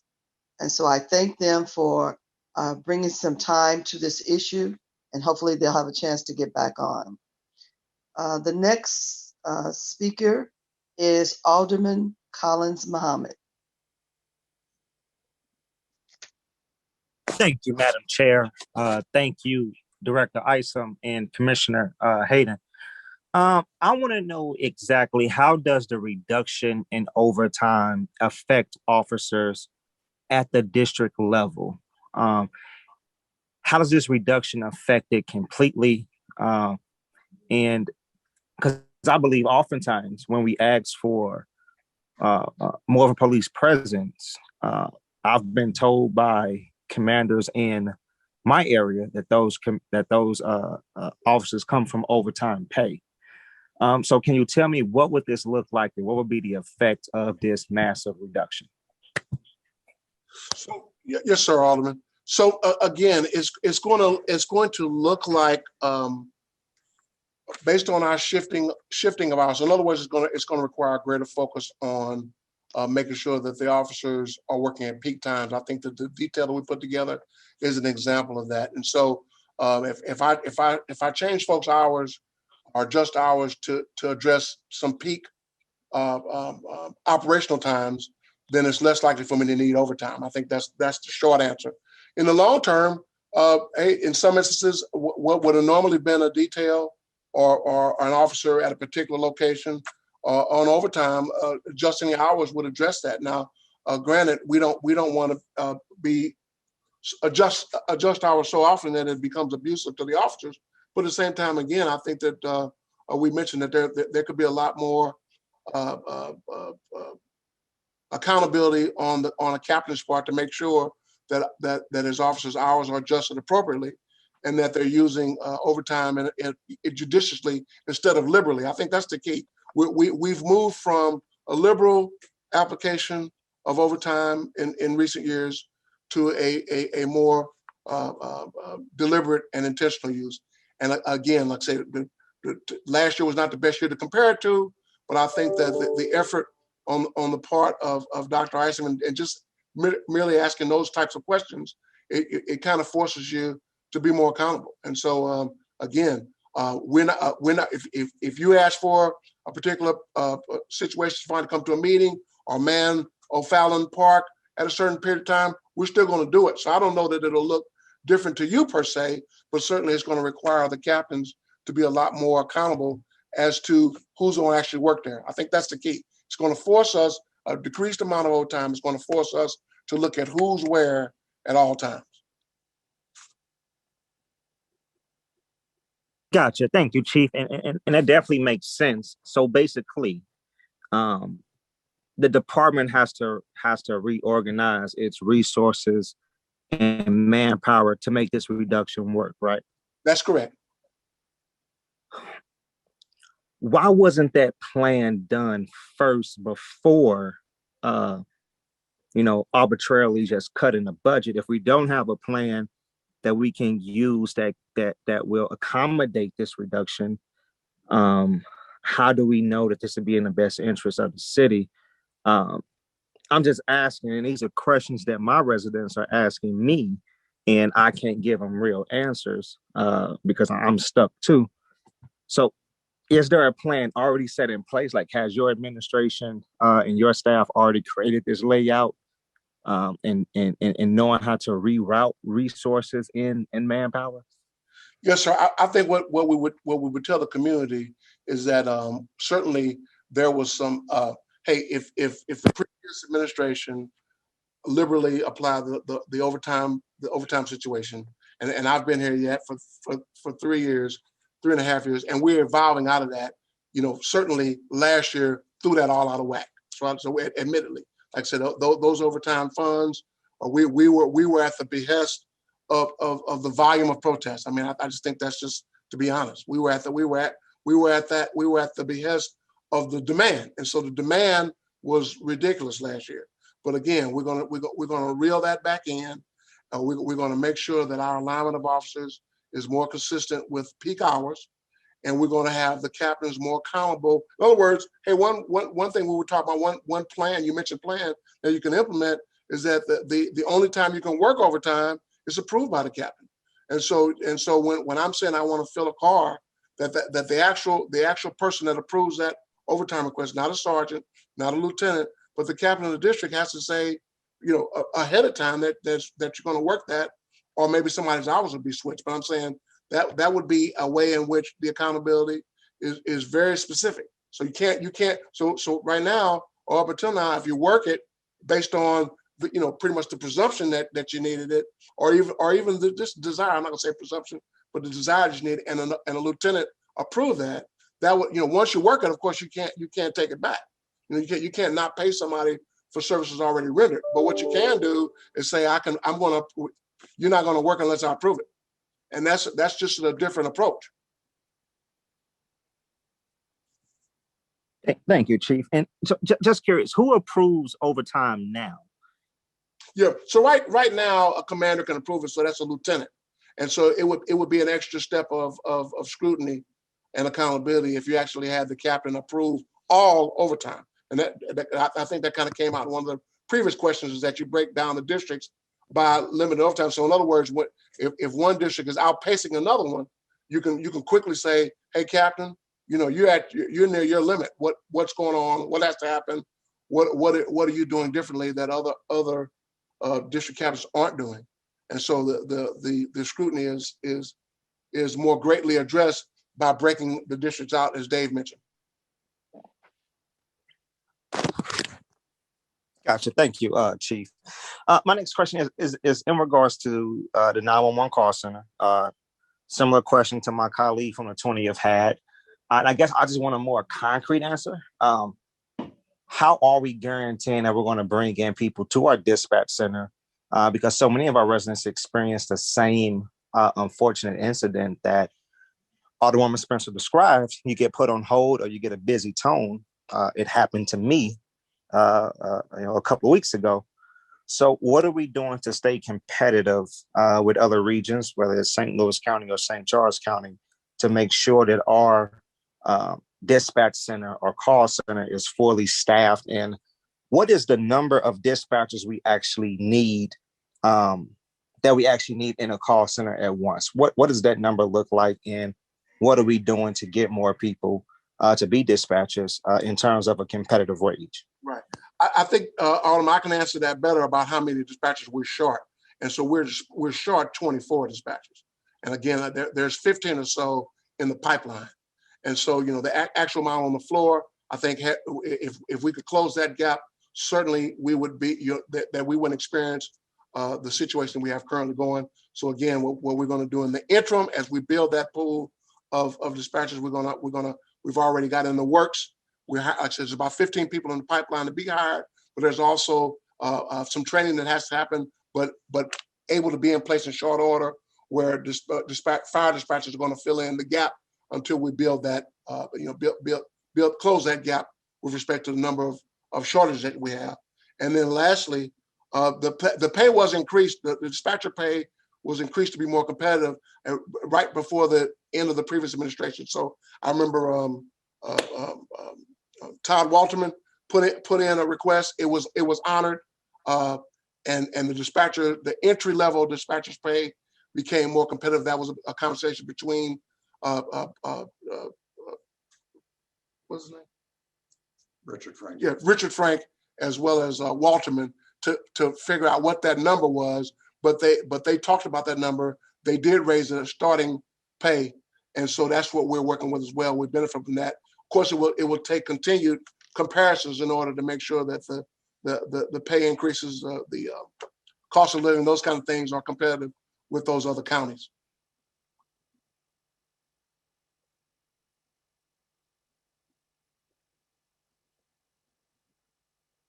I hope that addresses your question, Alderman. Yes, it does. Thank you, Commissioner. Thank you very much. And I thank your budget director as well. Madam Chair, I have no questions for now. I may have a couple more later. But thank you, Commissioner, for all you do. Yes, sir. Thank you. All right, sir. Alderman Oldenburg. Thank you, Madam Chair. Public Safety Director Isom, Chief, thanks for being here. I do have some questions, and if it's all right, I'd like to start with the Public Safety Director, given he discussed a holistic approach to the budget and vis-a-vis its relation to police on the street and overall public safety. Mr. Public Safety Director, you were the police chief in 2010, 2011 here in the city, correct? Yes. Great. I mentioned that because St. Louis saw its most drastic drop in crime in that year. I think in a 41-year record, it saw a drastic drop in crime. Homicides went down something like 23%. Overall violent crime was down as well. And I think one of the things attributed to that was, and you clarify this, please, was part of your strategy on rapid deployment units and trying to flood the city with as many police officers as possible in areas that would deter such violent crime. Is that going to be an approach here? And does the budget that you're operating in allow you to continue on that? Or has there been a shift altogether to try to achieve the same results, but with a different tactic? Thanks for the question, Alderman. Yes, Chief Hayden talked about it. Since I've gotten here, we've really expanded on what the police department was doing before. It's really about looking at the data and trying to take those specialized units along with the regular patrol and place them in the areas that have the most possibility for violent crime. We have started that approach. It's probably not lost on you all as representatives of your community that much of the violence goes on during the evening. That's not to say that we don't have things that happen during the day. But if you look at the data, most of it is happening from 7 o'clock to 3 o'clock in the morning. And the areas in which it's happening are pretty consistent. And so as the chief said, and this is related to overtime, we are changing the deployment and the organization of officers to put them in the areas where things going to occur more likely, right? But also focusing on the people who are more likely to do it. And so, I think we are deploying the same strategy. Chief Hayden and I are also working on a little bit more of a deep dive into what units are doing. what their activities are, trying to get them more focused, along with all our other partners. So it's never an either or, it's multiple strategies working towards the same goal. And so that's what we're trying to do. And one of those strategies, I guess, if you're increasing officer deployment in certain areas, would be utilizing overtime, correct? Well, in my case, I'm just going back to when I was chief, we didn't utilize overtime. Okay. We've got now 1,200 officers. And, most of those officers in patrol, but we have a lot of specialized units.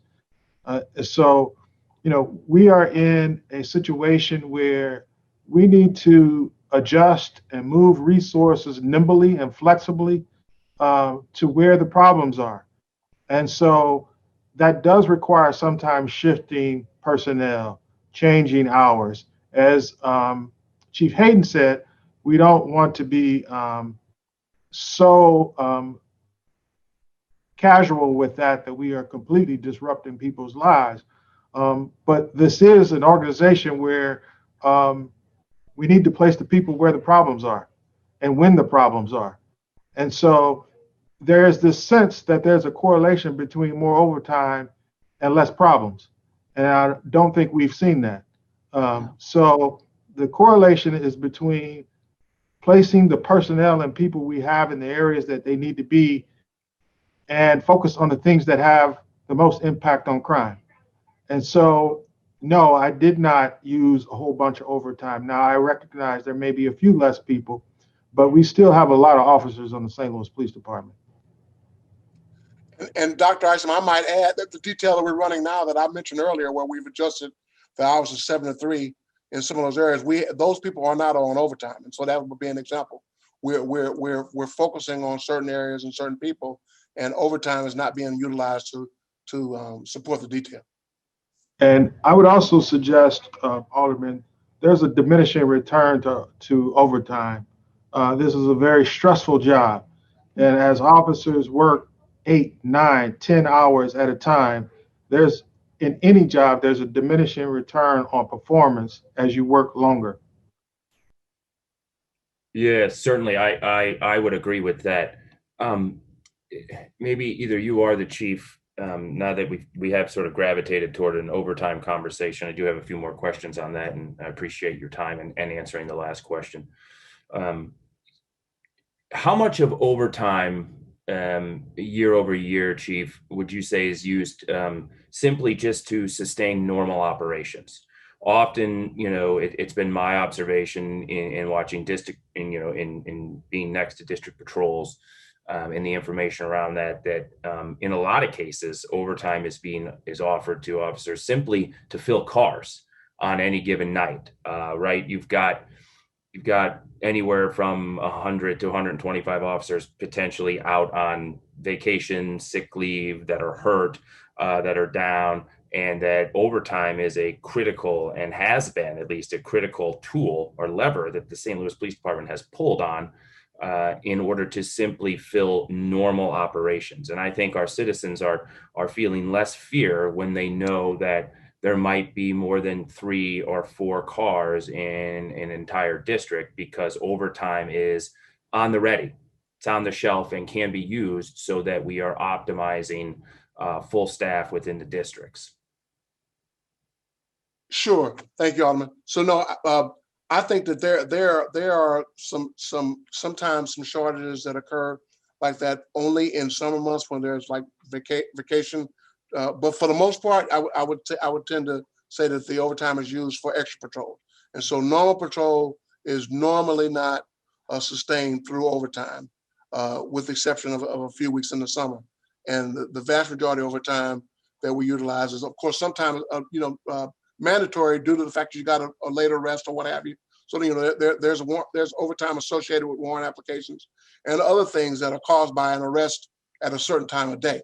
But for the most part, you're talking about overtime to address some of the, like, for example, what Alderman Muhammad mentioned, like you talk about something that we need something specifically for a specific event or that type of thing.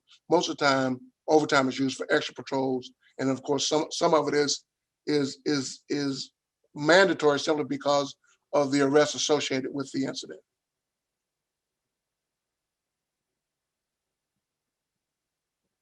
I think you might be on mute, sir. I am. That's so 2020. I should be over being on mute, right? Thank you, Chief. So if I heard you correctly, extra patrols are what is what's eating up a majority of the police's overtime. And what would warrant and who has the discretion to kind of initiate extra patrols? Sure, that the district captain would have the authority to authorize that.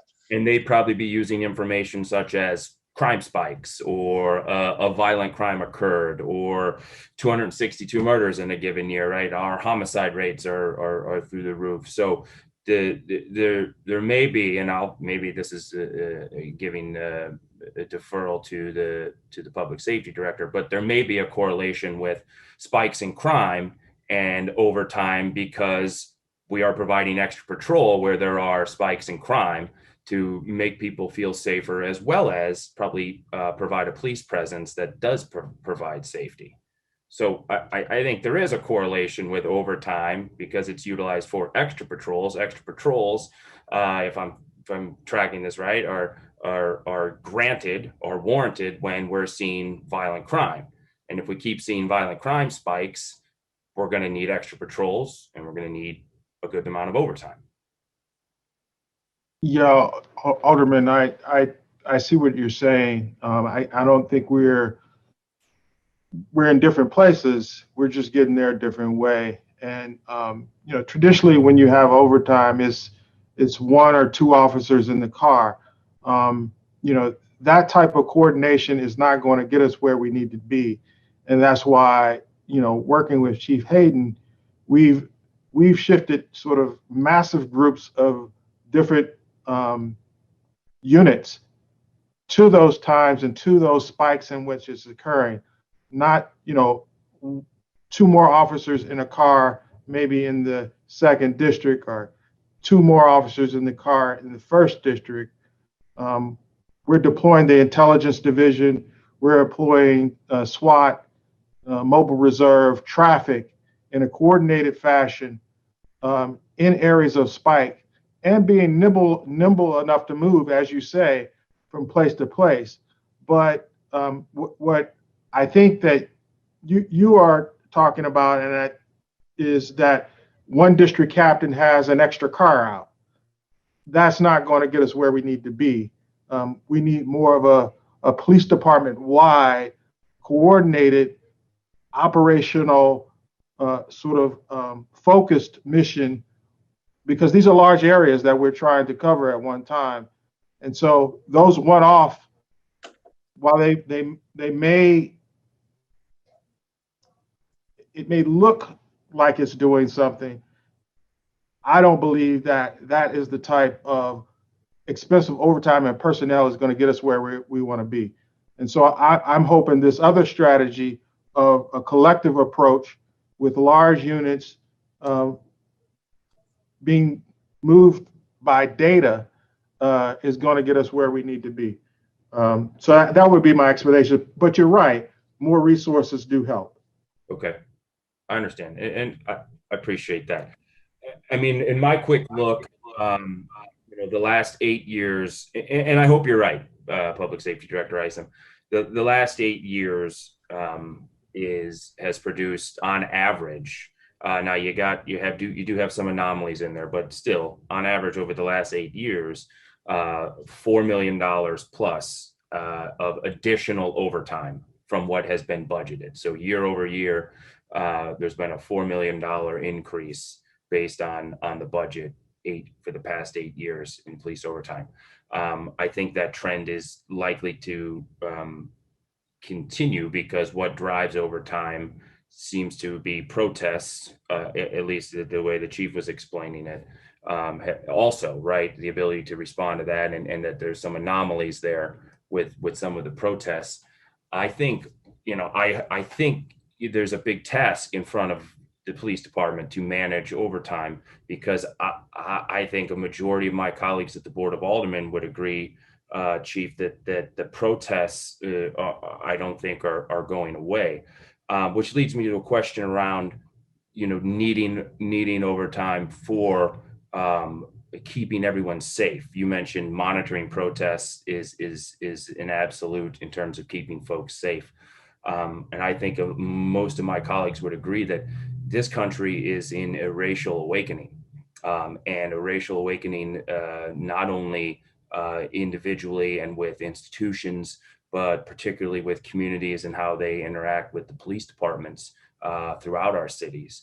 And I am saddened to say that I think that there very well could be more, unfortunately, George Floyd cases that are among us. I don't think that I think we would be naive to think that that incident was an anomaly, and that we aren't prepared to continue to do the hard work that's associated with racial equity and addressing it and putting it at the center of all of our work, particularly in the police department, and to know that there's going to be more protests. There's going to be probably another incident, unfortunately, and God forbid there's not, that will lead to a need for overtime and monitoring safely people's constitutional rights to assemble and protest. So my question here, and then, sorry, that was a very long windup, but my question here is, how does the police department anticipate protests and or peaceful assemblage, and what are the action plans around that? And does it draw overtime in most cases, or are you able to utilize resources without drawing overtime to monitor said gatherings or protests? Sure. So we've even had some this week. Even I know that you might be aware there was a couple of large ones over the weekend. There was a large one in Kenner Plaza earlier this week. And so the kids, again, so those because of our social media gathering, we were able to determine that even though at one of them I think there might have been 1,000 people just last week, it was peaceful, and we monitored that protest through the Traffic Safety Division. And so very minimal, if any, overtime utilized there. Those persons were working. It was in the daytime, and so that would be an example. I think that the key is that to our success will continue to be our approach to it, which is pretty much, hey, when people start tearing up property, setting things on fire, or doing some type of physical contact with folk, it's going to get the most of our attention. When folks can peacefully protest without that, we'll be able to monitor it in place with again, we're talking about overtime with officers that are at work. The extreme cases though will be June 1st of last year. And again, I think that has a lot to do with the anger associated with the very tragic incident, but also again, what was so unique about that is that, hey, Chauvin showed very little interest in whether or not somebody could breathe or not. And so, I mean, hey, I think the community's response to that was extreme. That was an extreme example, but at the same time, we haven't seen a lot of protests, massive protests in our city based on incidents that have happened elsewhere. That was the exception. Okay. I appreciate that answer, and I thank you, Chief. That's great. Just one more question, and I do have a question around some of the grant positions. I can't seem to find those in the budget, but maybe I will follow up with Chief, your budget director, and you separately. I don't want to waste everyone else's time with me not being able to track where in the past some of those grant positions have gone and where they're memorialized within the document. But I will digress and get to that on a different path. Is the domestic violence unit represented in this budget anywhere, Public Safety Director or Chief? And is that unit been eliminated, or is it somewhere else within this budget that I can't place? It's in the regular 1010 budget. It's in the regular 1010 budget, and we did have to address a concern that there was some there was going to be elimination. Of course, there was never an issue about eliminating those personnel. There was a brief discussion about expanding their role, but again, that unit is very much alive and will not be going anywhere. Well, that's good to see that it's been restored. Okay, and I appreciate you pointing me to where that's at. The last question here, Chief, is the Board of Aldermen has inconsistently received manning tables from you. And I'm wondering if it's possible you could kind of help us on a more consistent basis, particularly maybe not through this, but through the Public Safety Committee, provide us with manning tables, because I think that does have a connection to the budget and how we're applying resources. So if you're okay, I'd like again on a separate communication, we'll follow up so that the Public Safety Committee is getting those manning tables. It helps us understand and of course make connections to the budget, which of course we're talking about today. So I appreciate that. Absolutely. We can certainly work through the Director of Public Safety on that information. That's great. Okay. I have nothing further at this time, Madam Chair. I appreciate it. All right, sir. Alderwoman Navarro. Thank you, Madam Chairwoman. And thank you, Dr. Isom and Chief Hayden and all the others who are here with us today. And thank you so much for your service to our city as well. So many questions have already been asked and answered, so I appreciate the conversation today. I want to say that I do appreciate how we are looking at better ways to allocate our resources and finding better ways to respond to crime and to the causes of crime. And I definitely support, looking at how we can fund some of those other services, because I realize that we've been asking our police officers to do much more than they are trained to do, and it doesn't necessarily have the long-term effects I think that we would like to have. So I do appreciate that.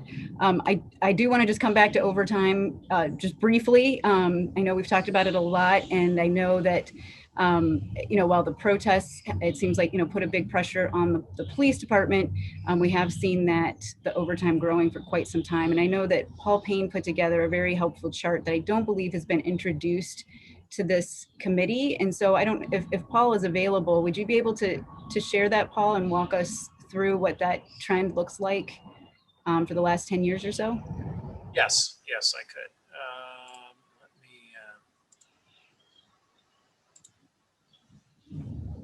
Let me share screen here.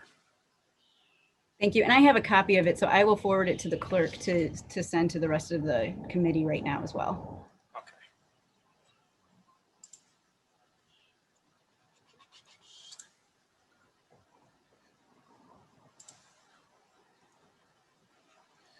All right. Do you see before you that history, as well as this was a slide I actually put together. I also, Alderwoman Navarro, I had also added earlier some number of officers based on the pension reports, just to give you an idea about over the years in terms of uniform strength.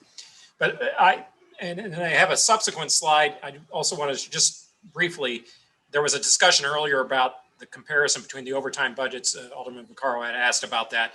Given that we've broken out all the units, you can see that overtime, the raw budget itself is basically similar to last year in terms of raw dollars, and with the small increase in grants, but that's just to indicate that this has been broken up into the various cost centers. But what you want, I think what you wanted to focus on, and this was something I shared with ENA when I presented the budget last month, was that historically, this is a comparison between what was budgeted in overtime versus what was actually spent in overtime. And so these last two columns are basically the budget, which I just showed you at $11 million, $11.2 million. But what you have is that over the years, and I think Alderman Oldenburg referenced this, the police department's traditionally overspent its budget in the $3 to $4 million range, with the big anomaly being FY, I believe it was 15, where you had FY15, where you overspent by $6.3 million, or FY17 even more, which was almost $10 million over the budget. So that just, you can see with each fund how it's allocated and then how it's been spent. And so the point being that this trend, given that the coverage for this overspending and overtime has been made up previously through the vacancies that have been with the department. As the director and the chief had mentioned, those have been eliminated. eliminated. And so it's going to be incumbent upon the department to manage its overtime so that you don't see a repeat of these expenditures simply because you don't have the wherewithal within the regular salary accounts to make up for those expenditures. Great, thank you, Paul. I appreciate it. And if you can share those specific slides, either with the chair or the clerk, just to make sure that everybody on the committee has what you just showed us here, that would be wonderful. Sure, and I'll add one more slide I did too, because I thought people might be confused with the breakout of the number of uniforms. This also came up because it's harder to add them all up when they're broken into the various units. Here is the what it was the current fiscal year all combined. Next fiscal year, given the various units, here it is broken out. These are the number of uniforms, and there's the number 98, which has been reduced. But you can see how they are distributed by each of the cost centers. This also, for Alderman's benefit, includes the grants, so you can see what the changes were on the grants as well. So I'll send all three of these slides down so you have them. Great. Thanks, Paul. Yes, thank you. And I haven't had a chance to really dive into those numbers, but you know, I'm sure we're going to want to just take a look at, I think it would be helpful to look at, you know, how many uniformed officers did we have? How much overtime did we end up needing? Because I do share the concern, like so many others, that in a city with our homicide rate, you know, we need to have a plan. And I mean, I already know that whether there's a protest going on or not, people are being burglarized, they're in car accidents, they're assaulted, and there's not a police response. And so that it's not, I don't think, I know we can't chalk that up to just that the police are at a protest. So there's definitely some issues there. And my big concern with that is then you've got folks going back home full of anxiety, traumatized, and you know, without getting the response that they need. And then you have the folks who are causing these problems or causing the crimes walking away. And that's just not justice for anyone. So I do have some concerns about how we address that. I do appreciate it seems like there's a new approach to monitoring protests. And I do appreciate that. You know, having been at some of those events, you know, seeing busloads of police officers in riot gear coming upon a peaceful, nonviolent protest, you know, the way we've done that in the past, I don't think has been helpful. So I appreciate, you know, you talked about the protective bubble, Chief, and I appreciate those new approaches, and hopefully that means we can, you know, limit we can reduce any escalation at the site, but definitely monitoring that is very important to the people who are protesting, especially because we know what sorts of laws our state is trying to pass in terms of you know, what rights protesters have, and then also to the neighbors and you know, anybody else passing through. So that monitoring is very important, but I do very much believe that we have other alternatives than just putting more police out there. So I understand that it's complicated, but I do think we need to weigh all of those different things. Like I said, most of the questions I think about the numbers have really been answered already, but I did want to ask, I guess, if there was anything else in terms of just training that you can speak to for our police officers, whether it is in terms of protest, de-escalation, bias training. I know we've asked in the past kind of to get details on what is being provided to police officers, and I'm wondering if you could share a little bit of an update in terms of what we're doing on that end. Surely. So we are regularly holding civil disobedience training on an ongoing basis. We've updated, you know, some new equipment or what have you, but just as far as the general strategy that we've been utilizing, our civil disobedience commander, Lieutenant Randy Jimerson, has held regular trainings with our officers. You know, it's been ongoing. So we've had several this year yet, and we will continue to have those just as so that in case we get into some type of incident, that officers are prepared to know what the commands are and what have you. There's the academy, the police academy has, I want to say it's 40 hours of training on de-escalation type, anti-bias type training that they have, that they go through the academy. And then there's a 4 or 5 hour refresher required annually to work through, whether it be some type of post training, some type of online training, what have you. What COVID has prevented us from implementing because of the classroom setting is a very I would say, extensive training on de-escalation and all of the incidents that we're referring to, the George Floyd incident, all the incidents that have resulted in some of the protests that you've seen is in queue. So the Police Foundation allotted $100,000 for that training. We just haven't been able to actually perform it in a group setting like we would normally anticipate. But I'm really looking forward to that particular training. Again, that was donated. The funds for that were donated to the department, and that's going to be very a great training. I know that Dr. Isom is familiar with the facilitator, Karen Drake, and we're looking forward to those conversations because that's only going to make us better in interacting with the public. Great, thank you. That's really good to hear. I think I just have one more question, and this has to do with the Real-Time Crime Center. I'm not sure how that gets represented in the budget, but I see, there's a variety of items, computer and tech supplies, and I don't know what responds to that. So if someone could just speak a little bit to any changes in funding for the Real-Time Crime Center, that would be helpful. Alderwoman, I don't anticipate any real changes in funding for the Real-Time Crime Center. The staff of the Real-Time Crime Center is still included in that regular 1010 budget that begins on page 270. They have not been broken out into a separate unit. Okay. However, where you see a big reduction in the computer and tech supplies, you will if you go to let's see, our IT department is now in a different on its own page. So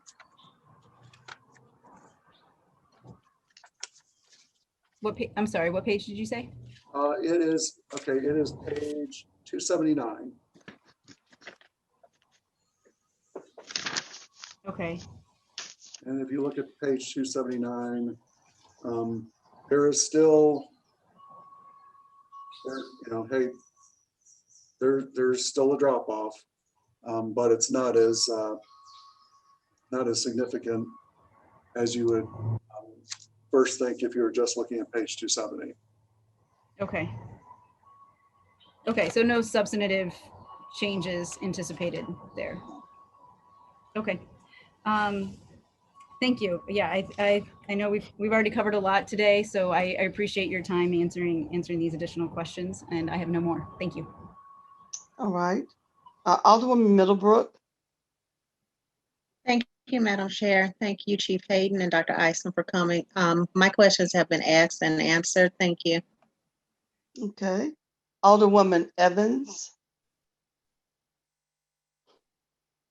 Thank you, Madam Chair, Commissioner Hayden, and Director Dr. Isom. Thank you for your services. A lot of my questions have been answered, but I have a couple of questions that I'm just going to ask. And I'm coming at it from a different perspective. I'm asking, what's in the works for getting our city safe? There's a total disrespect for the law from some of our younger generations. They speed in cars, they run stop signs and red lights. And I ran across two youngsters that were doing donuts in the middle of the street. I called them whirly twirlies. They laughed at me, but I still asked them, I said, why are you defacing our streets?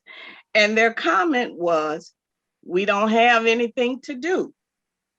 So my question is, so I'm asking, what are we doing to address our young population so that they are engaged in a positive way with our police force?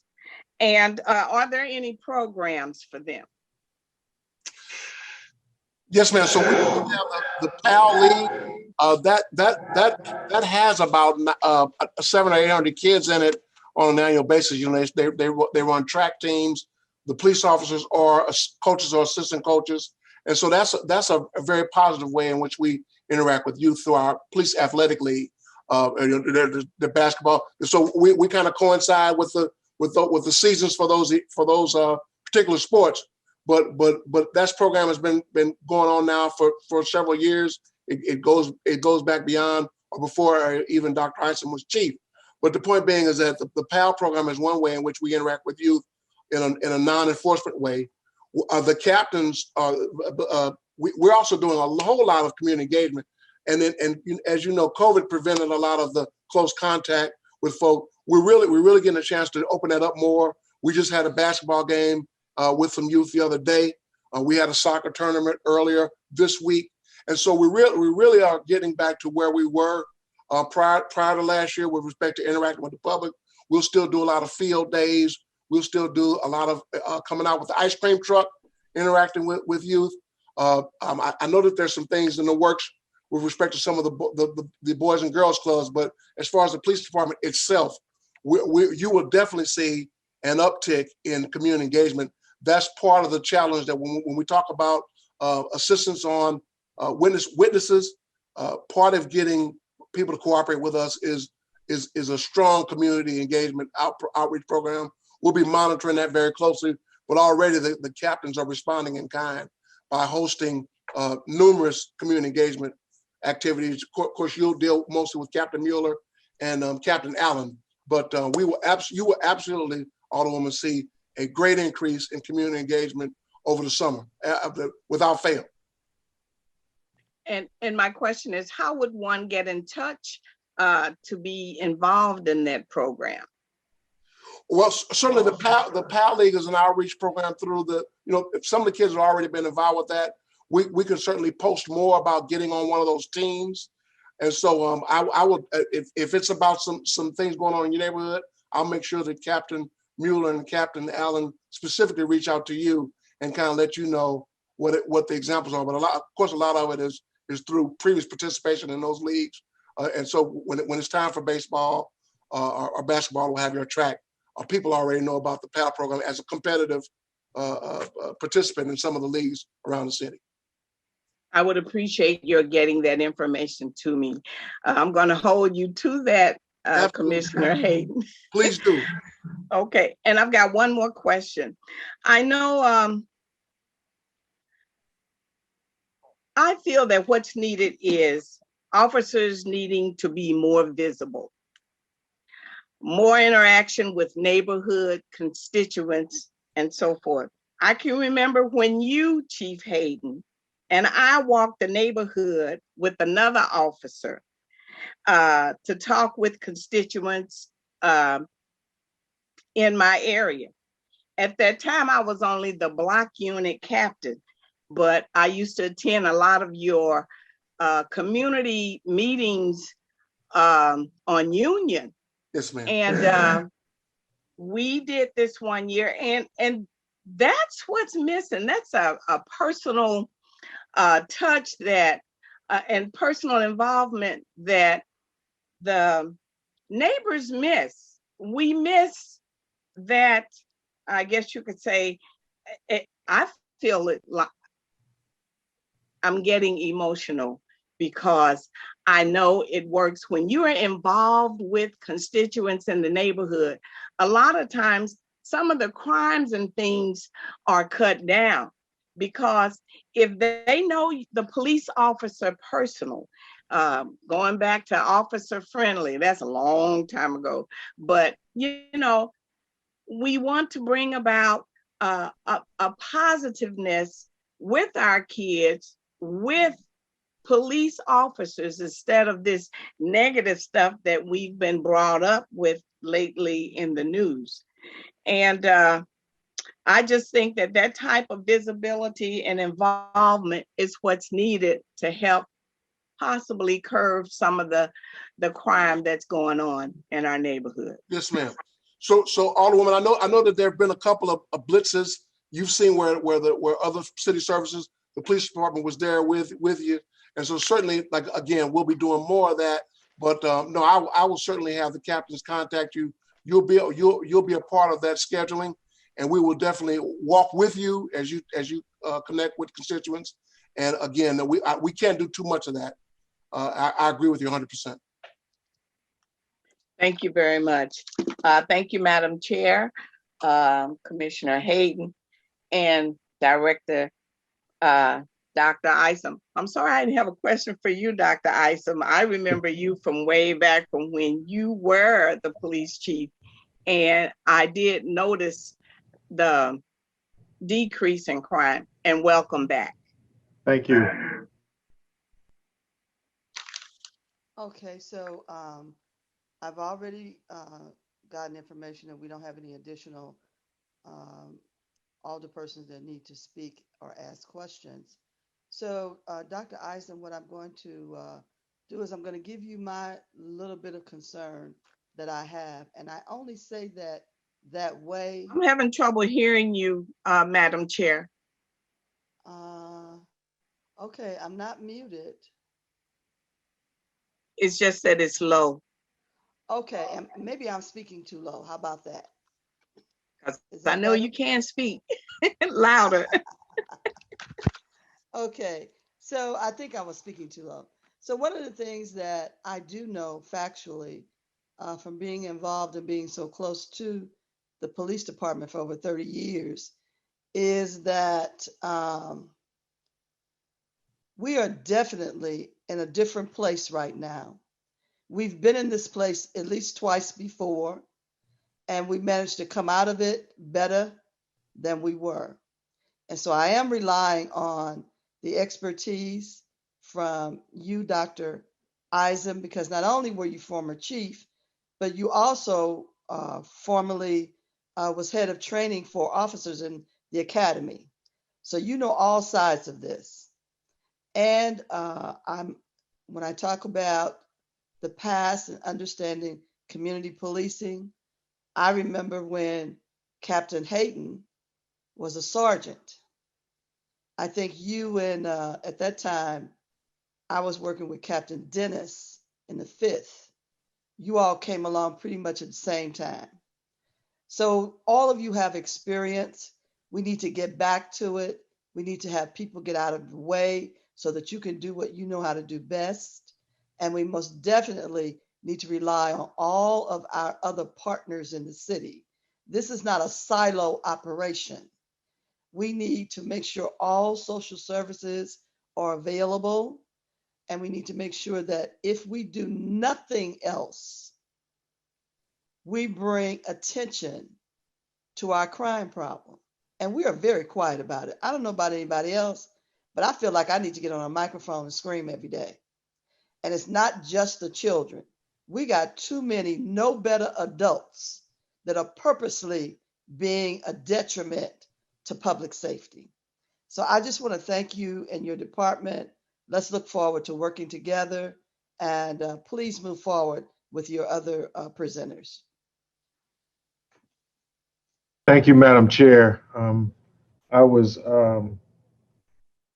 texted by one of your colleagues that said next time I should have the smaller units go first. So I won't make that mistake in the future, Okay. but I will correct it by having excise go next. Okay. Okay. My name is Miles McDonald. I'm the excise commissioner. Sitting here off camera with me is liquor control supervisor Gwendolyn Jerry Sims, an integral part of the budget process as well as everything else in the office. What we do primarily, we issue liquor licenses. It's a pretty arduous process with the background investigations, collection of signatures, mostly a lot of neighborhood input into the process. Once the licenses are issued, we go into the enforcement aspect of licensed liquor establishments. That's where we have jurisdiction over. And then if we find violations, we go to the next step, which is the hearing process. That can result in suspension or revocation of the licenses, as well as a fine. It can be fined as much as $500 for each violation. It can be a pretty significant drain on the person that is violating the city liquor law. Our budget is pretty straightforward. We have a budget total of $554,884 that we asked for, and we got $557,390. I think the discrepancy with the almost $4,000 there was additional contributions to the retirement system for the employees of the excise division. I'm here, both of us are here to entertain any questions anyone has. All right, thank you very much. Alderman Vaccaro. Yeah, Miles, first off, thanks. I know you do a great job. I guess my only concern, are you still, how many officers do you have out there actually doing enforcement? I'm glad you asked that. We have the liquor control supervisor, Cherry Sims, and 2 liquor control officers. Those are the only people that would be out there in the field when they can. But everybody works in the office from 8 to 5 every day. So it's difficult to be out in the evening. We got to be in the office at 8 o'clock this morning. We have 1 position that is budgeted for, but there's my understanding there's still a hiring freeze on. We have not been able to fill that. So that's where we're at. And then we have 2 other people, an executive secretary and a clerk typist in the office. So your enforcement guys work in the office during the day. Who's actually out there in the evenings? And I don't see, I mean, I see some, but I don't see, but I do hear, a lot about underage drinking, kids being able to go in some of these gas stations or stores. Some of them just run and steal the liquor, but who actually is out there in the evenings doing enforcement, making sure that unless we have specific complaints, just to go out. I was with the state liquor control for 34 years. That was not a big agency in terms of a statewide agency, but we had anywhere from 10 to 14 agents that were out every day or every night. And most of the time we worked mostly nights, but we had at least anywhere from maybe 4 to 8 agents out at nighttime. But they were not assigned to any kind of office duty during the week. Right. That's what, I guess the only reason I'm getting at that is it seems to me that while we're looking at this budget, we should be looking at trying to get 1 or 2 actual liquor control officers that are out there at night that are not office workers, that are actually enforcing. That's what Juan and I were talking about that and what we're shooting for. Try to get one would be the liquor control supervisor and getting 2 teams of 2 people each. And that way we could have at nighttime a team out, and then the other team could work in the office during the daytime. Unless there was some specific thing that came up where maybe both teams would have to be out on the weekend. Well, I just think as we're looking at this budget, one of the things we need to look at is how do we get you that nighttime enforcement? It does seem like little neighborhood bars that may and should know better. You'll see underage drinking, but and I know that's not on your, but it's just something I wanted to bring up and something I thought, well, as we look at this budget, we need to find room in there for somebody that's out there working at night. And, most of the time when I ask questions, generally I usually know the answers. I kind of knew the answer to this as to the prior questions and to some of the future questions I'm going to have today. I just do that to bring out a point. So, okay, but Miles, thank you. And thank you for your hard work. And thank you for your support. Thank you. Alderwoman Howard. Thank you, Miles, for showing up today. I don't have any questions. Thank you very much. Alderwoman Spencer. Thank you, Madam Chair. Thank you, Miles, for being here today, Mr. Commissioner. My question really is, so I guess you talked about how we are kind of a complaint-based system as far as enforcing our liquor laws. And I'm wondering how typical that is for a city our size, if having a more proactive approach to our liquor enforcement, enforcing our liquor laws from that perspective could help drive some public safety. I know we had some complaints about some businesses operating outside of their liquor authority. And if we are an anomaly for being a complaint-based enforcement system here in St. Louis. Not at all. The only thing that's a little different in the city of St. Louis right now, it never used to be a situation where they used to have in the police department what they call the vice squad. They had a gambling squad, morality squad, and a liquor squad. We got a lot of issues with the morality squad. That was kind of, those ordinances were struck down as unconstitutional, masquerading and some other things that they enforced. But they were out every night, gambling squad and the liquor squad. I think it would be a good idea for the enforcement aspect of they have maybe, you don't have to have an enormous unit, but to have a liquor squad in the police department, my view. I think that would be a big help in stemming any kind of, where they go out on a self-initiated basis and check. Alderwoman. I'm sorry. Go ahead, Director.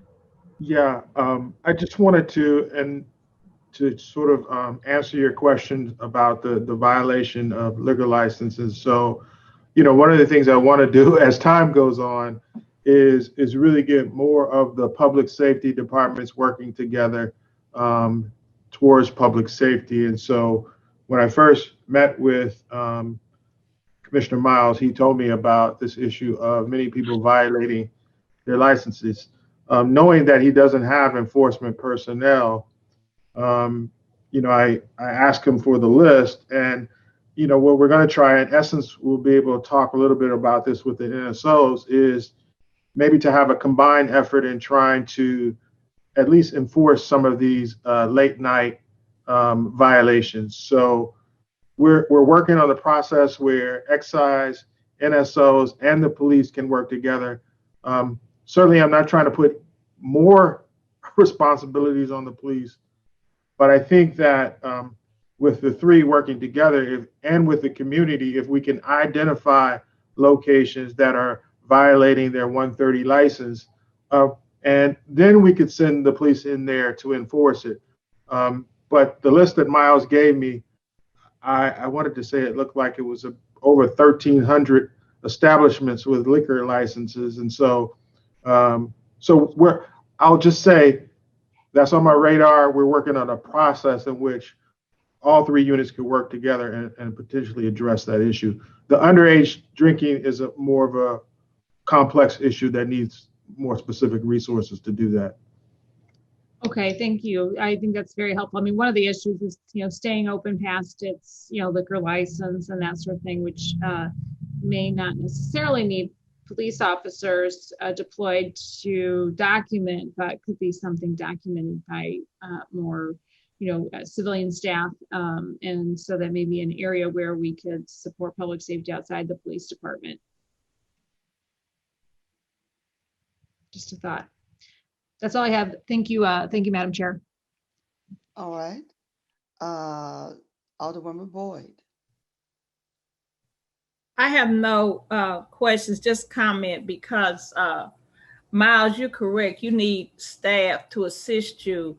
And so I'm just kind of concerned that the way our city is in the situation we are, that we continuously put freeze on departments that need the staff and that we're not even working with them to help them. So I do support you do need staffing to help you address the issues that we have within our city. And I'm glad that Dr. Isom is trying to look at how to collaborate and partner to help, but it's like we stealing from Peter to pay Paul. And so I'm just, kind of concerned about that because it makes our city cripple. It doesn't strengthen us, it weakens us. And so people have to be careful when they want to add on to one and take from another, because that's just weakening that other link. So thank you, Miles, for what you do. Thank you, Alderwoman. Okay, thank you very much. Alderman Muhammad. Thank you, Madam Chair. Thank you, Commissioner. How much are you short in your budget again? Can you just say how much you need to be fully funded? Well, we're fully funded right now, Alderman. What we put in for. There's a hiring freeze on, so the one position is not filled. Okay, and what is that one position? That would be for a liquor control officer. Gotcha. And just asking your expertise, Commissioner, would it be feasible or appropriate for your office to have some staff person or someone to do investigations outside of just getting regular complaints? Would that be feasible? Would that be appropriate? Not as it is right now. It's just we're kind of overloaded on the application process. If they have people go out and randomly check, we just don't have the person. Gotcha. Well, I appreciate you, Commissioner. You're always a help to me and my constituents in the 21st Ward. I appreciate you. The 21st Ward appreciates you. No further questions at the current time, Madam Chair. I will text you if I do have another question. Thank you. Right, thank you very much. Alderman Oldenburg. No questions. Thank you, Mr. McDonald. Appreciate you guys. Thank you.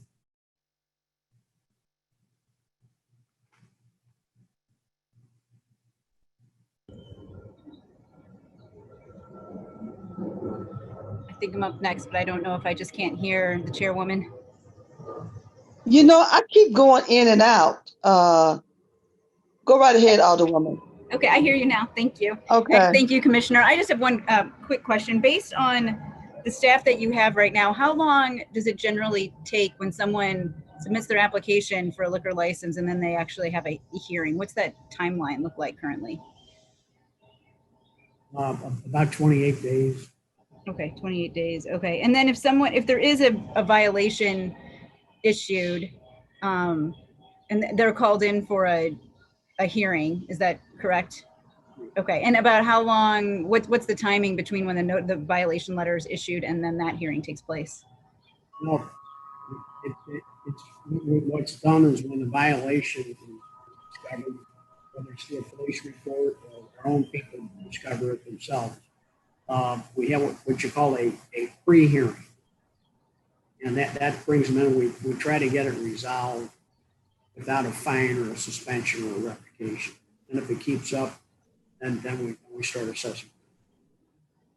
And are those timelines at all dependent on the amount of staff that you have, or is that something that's set by statute? I'm sorry, I'm not.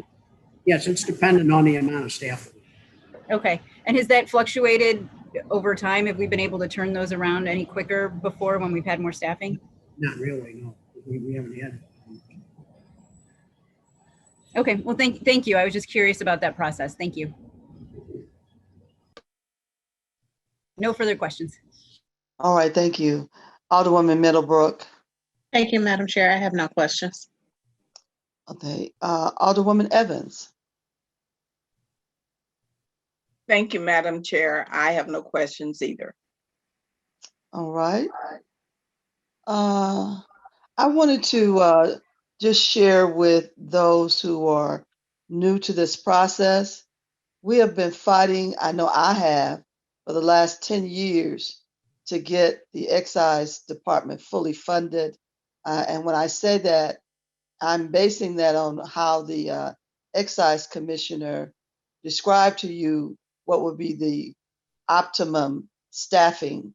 But we did get the one position, and And when we ended up with that one position, all of a sudden there's a hiring freeze. So it still didn't help. But we have got to continue to do that.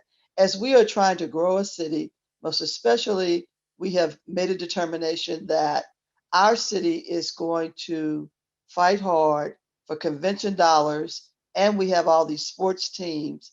So we see many, many new restaurants, lounges, and entertainment venues opening. We must become a better operator of those licenses and the compliance of them.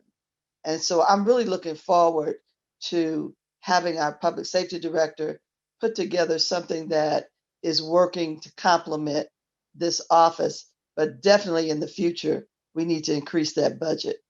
So I thank you very much for those words of encouragement that something better is on the horizon. Dr. Eisen, please present your next group. Thank you, Madam Chair. I will move to Essence Owens, who is over Neighborhood Stabilization and the Citizen Service Bureau. Good afternoon, everyone. Just want to give a little bit of a disclaimer before I get started. I am vacationing in Florida, so you may hear a little bit of background noise. But thank you, Dr. Isom, for introducing me. As he said, I am over NSC and CSB, and my budget is pretty straightforward. You will notice that I made some budget cuts in other areas because I did not want to cut my per performance money. The 3 people that I've been able to hire with per performance money has been able to answer 19% more calls from fiscal year 19 to fiscal year 20. So I didn't want to cut that money. Also, I was actually looking to increase my full-time TO to 10 instead of 7. And then also on the neighborhood stabilization side, as Dr. Isom stated before, the NISs will be assisting excise and the police in regards to noting businesses that are operating outside of their operating hours. The way we plan to do that is a little bit here and there, if I may say that, because I can't change their schedules. That will require a personnel change. So they still will work 8 to 5, but occasionally they will work outside of their hours and being compensated overtime doing so when they are out and noticing, those violations. But other than that, that's pretty much my budget, and I will take any questions if you all have them at this time. Okay, let's start with questions of committee members. Alderman Vaccaro. First off, thank you. We keep going the same circle. As long as people commit crimes or violations with liquor between the hours of 8 to 5, we're in good shape. It just doesn't address the people staying open beyond. And I'm glad to hear that we're going to have the police enforcing liquor control in the middle of the night too. I guess that won't come out of our overtime. That should be, they'll probably do that between answering when they're not answering calls. And then again, I'm being a little facetious. How many NSOs or NSIs now, I'm sorry, are there? You have 28 wards. How many NSIs do you have? So I actually have 24 NISs. They've cut over the last couple of years. They've cut down. So I have a few that are covering 2 wards. Okay, I know mine covers 2 wards. Yep. And she's a dynamo. She probably covered 5 or 6 wards. But yeah, she's awesome. I mean, she really is. I mean, she doesn't call in overtime. She does go out at 1 or 2 in the morning because I've received those calls. I'm outside of wherever at 2 o'clock. I'm like, should we be home in bed? So she's really good. But in your budget, did you try to get the additional NSI so that you don't have some wards being undercovered? So in years past, I have asked for an increase of NISs. but I was told that there was no money in the budget for it, and so I just kind of needed to stick with the plan as it was presented. So how did you pick what wards? Basically, I mean, so how do you pick what wards feel that they should be under served? So there was a few things that kind of went into that decision. First thing was not to overload folks who have a heavier ward, meaning that they have more service requests, more problem properties, things of that nature. So most of the people who are doing double duty have the lighter wards, if you will, across the city where the needs aren't as great. But then also proximity. So we wanted to keep in mind not to have people going from north to south. So that was something else that was considered in that decision. I would honestly hope that we get back to where I think it was, where we have NSIs in all the wards instead of saying, gee, certain areas, because we do try to keep our area up. Mm-hmm. But the quickest way for an area to go down is to not have enforcement in the area. And I think if you look at the number of violations that she has written, just even in our ward, mm-hmm. even though she has 2 wards, I bet it's a lot. Yeah. And I know that we're working on problem properties. Mm-hmm. It just seems a little unfair and a little bit, I guess, fortunate that we have somebody that's willing to put in basically 20-hour days. I mean, she does, and not, but again, I'll just say that I think it's not fair to, and I'll just say that my ward in particular, that, are to any wards that are even to the NSIs that have to have 2 wards.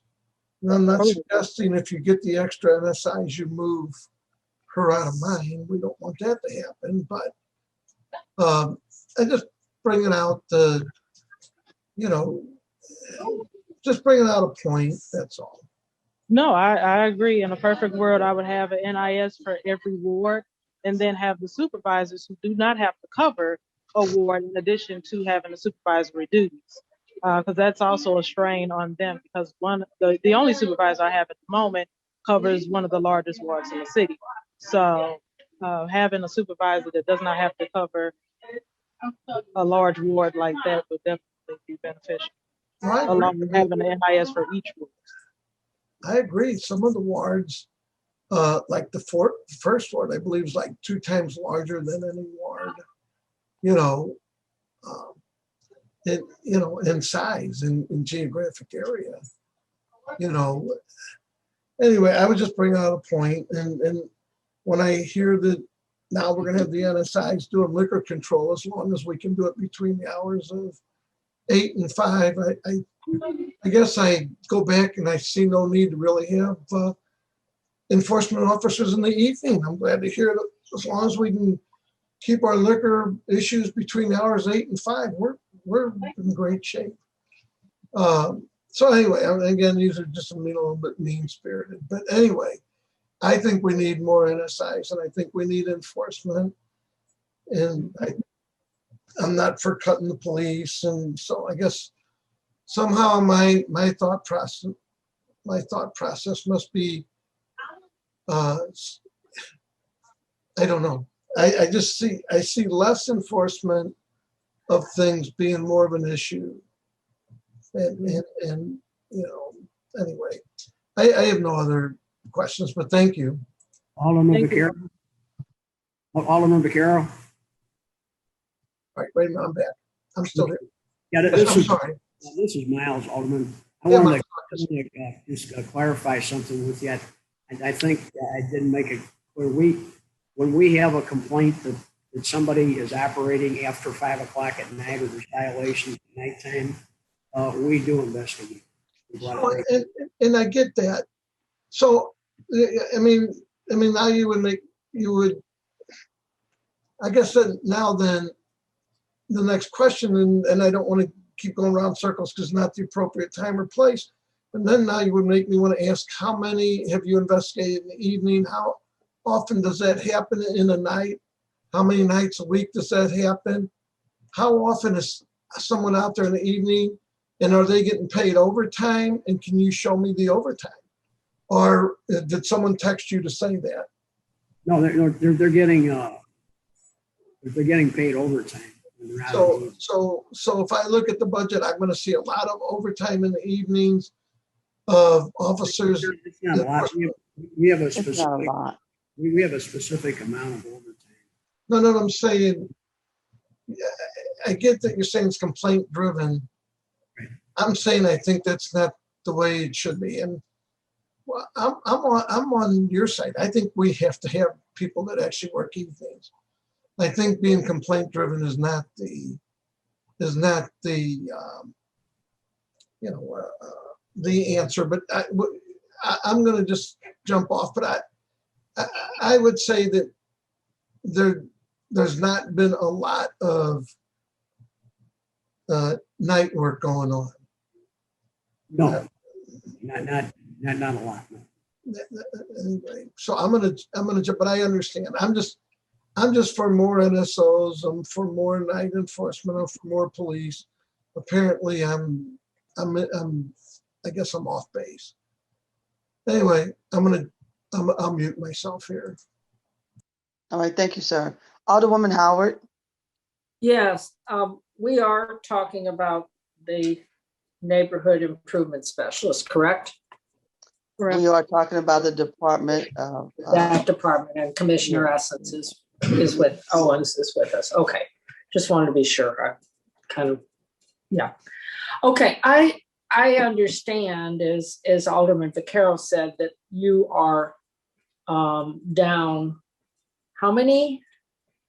I'm down 2. Really, it would be 4 if I had my way, because I only have. So I'm sorry, say that again. I didn't mean to interrupt. I only have 24 NISs. Okay, so you're down 4. So you have 2 supervisors. Correct. They don't perform NIS duties? Yeah, absolutely, they do. They double as a supervisor and a neighborhood improvement specialist. So they are assigned wards. So there's only 2 wards that share 2.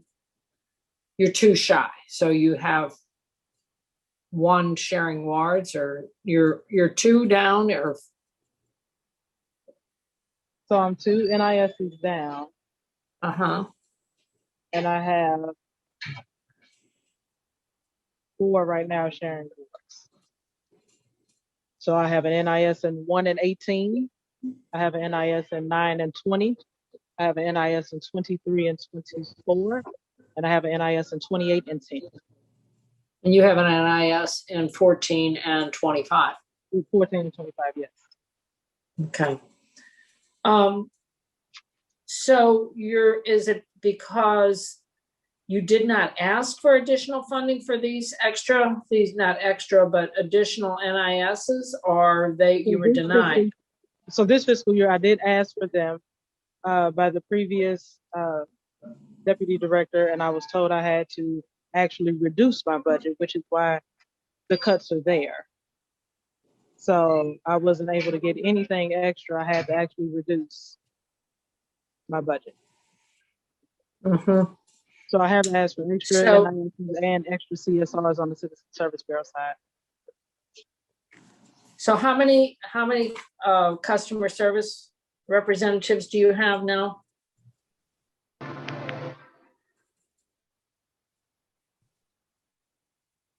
Ms. Owens, are you there? Yes, I'm here. Okay, how many customer service representatives do you have now?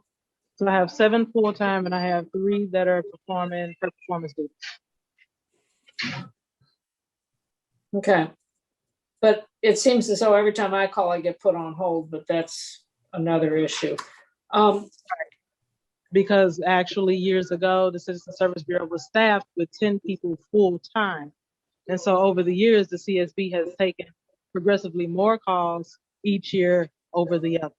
And we have not been keeping up with the trend of incoming calls. We've actually been reducing the staff year over year.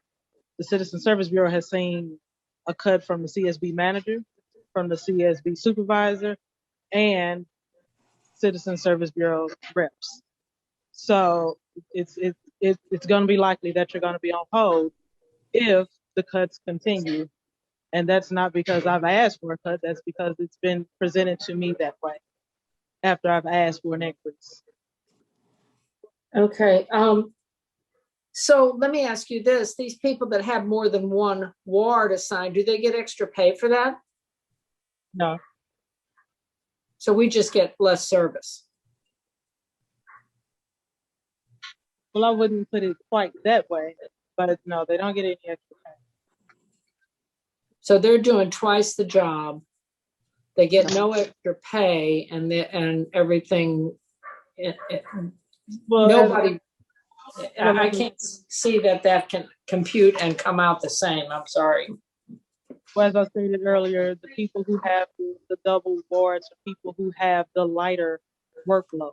So they are, in fact, able to help out and assist in other areas. Wow, that's hard for me to believe that 25 and 14 have a lighter workload, but I don't have the whole picture of the city. So, and I don't know what you mean by what lighter workload. Is that driven by complaint or is that driven by issues? It would be problem properties first, and then also the Citizen Service Bureau service requests. Okay. Say that again, the Citizen Service Bureau? Service request. Okay. Okay. Well, I hope we can find some money to put this to a full staff again, because I think we need to advocate for that somehow. So, okay. Thank you very much. That's all I have. Oh, wait a minute. Before I call the next committee member, Dr. Isom and Commissioner Owens, could you please make note of providing statistics for each ward that identifies the services that are requested, and so that we can have a better picture when we talk about this. And why don't we go ahead and pull it for the last couple of years and make sure that not just this committee, but every alderperson has their stats. Absolutely. And I think it also needs to be problem properties, Madam Chair. Oh no, we're good. It has to be that. Yeah, it has to be, because that's what it's based on. Those identifying factors that. Yes, ma'am. Okay. Mm-hmm.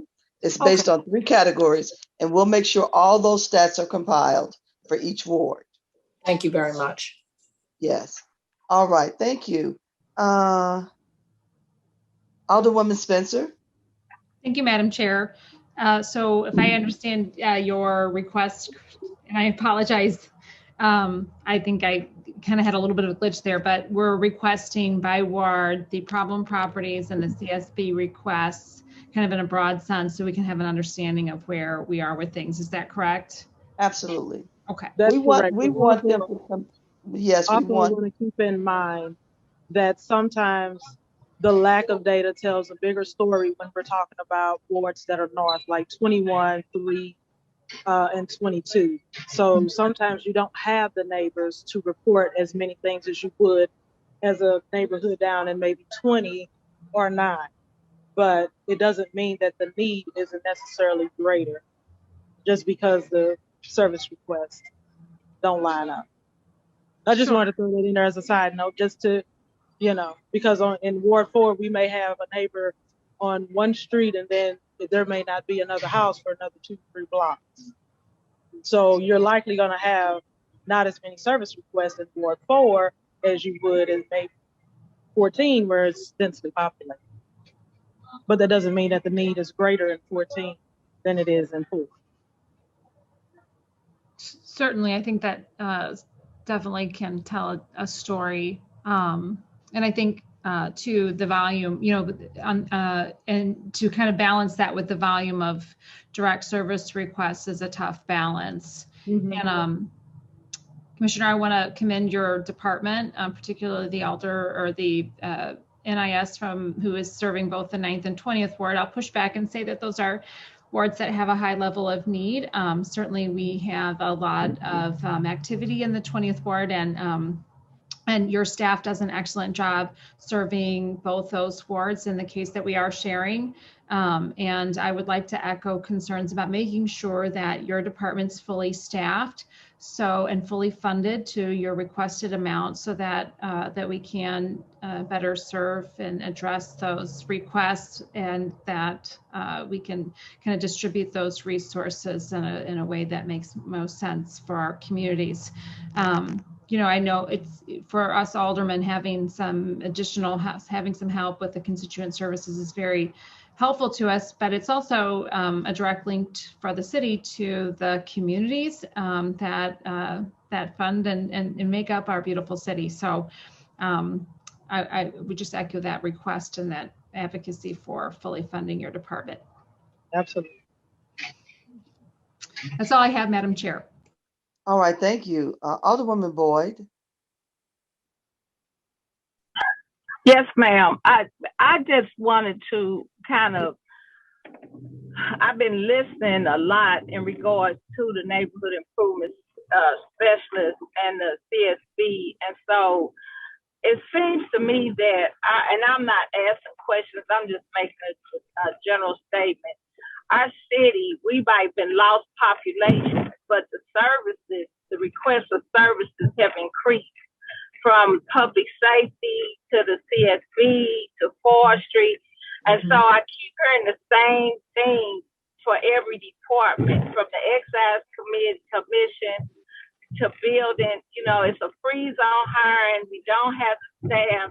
And so I just feel that we need to really look at how to address the staffing, because that seems like that's the biggest challenge. And then we're asking people, as Alderwoman Howard is saying, to do double work, and they're not getting paid for it. And so it's a challenge to the people that are running those departments, and they're trying to ensure that the services are given to the citizens. And they do have people that's calling constantly, and people that are calling complaints in from the 911 all the way to the CSB. But we have to look at what the real problem is, and I just feel the real problem is staffing. And so if you don't have the right staff, at least halfway the amount of staff you need, you're not going to be able to produce as a department. So just a little FYI for everybody to think about, because you can continuously to keep saying, why didn't you, why shouldn't you? But if you don't have it, you can only do the best you can do. So me personally, as an auto person, I want quality services. I don't want quantity, because I could get 10 things done and say, oh, we did 10 complaints and everything went fine. But if I got 5 things done and it was quality service and it was corrected, then to me that makes a difference to the residents and to the staff, because they feel like some self-satisfaction is they doing a good job. And then we as auto people feel like we're making a difference. But we can't continuously keep saying we're going to steal from Peter and pay Paul, because you know how that goes when you at home and you do that, somebody coming up short. So I just ask that we pay attention and start looking at what we need to address to make sure that our city is taken care of. Thank you. Alderwoman, I just want to kind of respond to that. And I thank you for saying that, because that is a real issue. So I just told you all that I'm down NIS.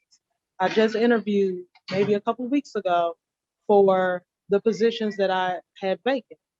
Out of the 8 people that they sent me, only 2 people responded to the interview. So there's no way across the city, I've heard other people having the same problem. There's no way for us to even be fully staffed if the pool of people that we have are not responding to us or not interested in working for the city, because doesn't pay or don't want to live in the city or what have you. There's a whole host of issues as to why we can't get staffed up. It's not like we just have all these people at our disposal and we're choosing not to hire. We're desperately looking for folks to hire, but we don't have the people. But thank you, Alderwoman Boyd, for saying that, because that is a real issue.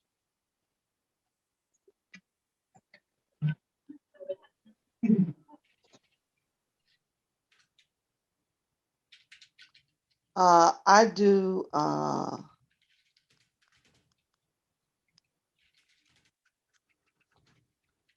wow.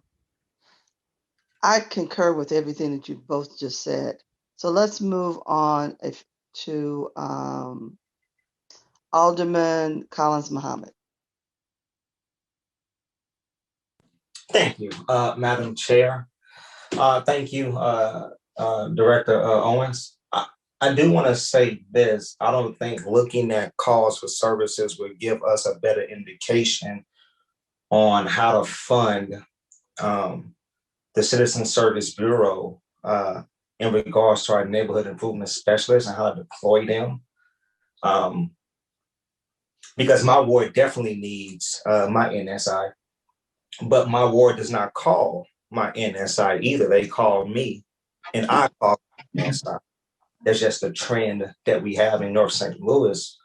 So if we look at calls for services, my ward would probably be below a ward in South St. Louis for calls for services, but they're not calling 622-4800. Calling. So I just want to make sure that that's understood, and I want to point that out. I don't think that would be a good indication on where we are as we talk about funding CSB in our neighborhood improvement specialists. What is the starting pay, Madam Director? What's the starting pay for an NSI coming in? So the starting pay for NSI is $16.05 biweekly. And the starting pay for a CSR is $12.10 biweekly. And so for the CSR, it's definitely way up under what the private industry is paying. So it's very hard for me to get good quality people inside of the Citizen Service Bureau. And you paying a good wage, what would that look like? Like what is a good number? Good wage, well, I'll just say United Healthcare, I know, starts at $16 an hour. And even Enterprise starts at $16 an hour. Over the years, I've lost quite a few CSRs to the private industry because they pay a lot more start at the starting salary.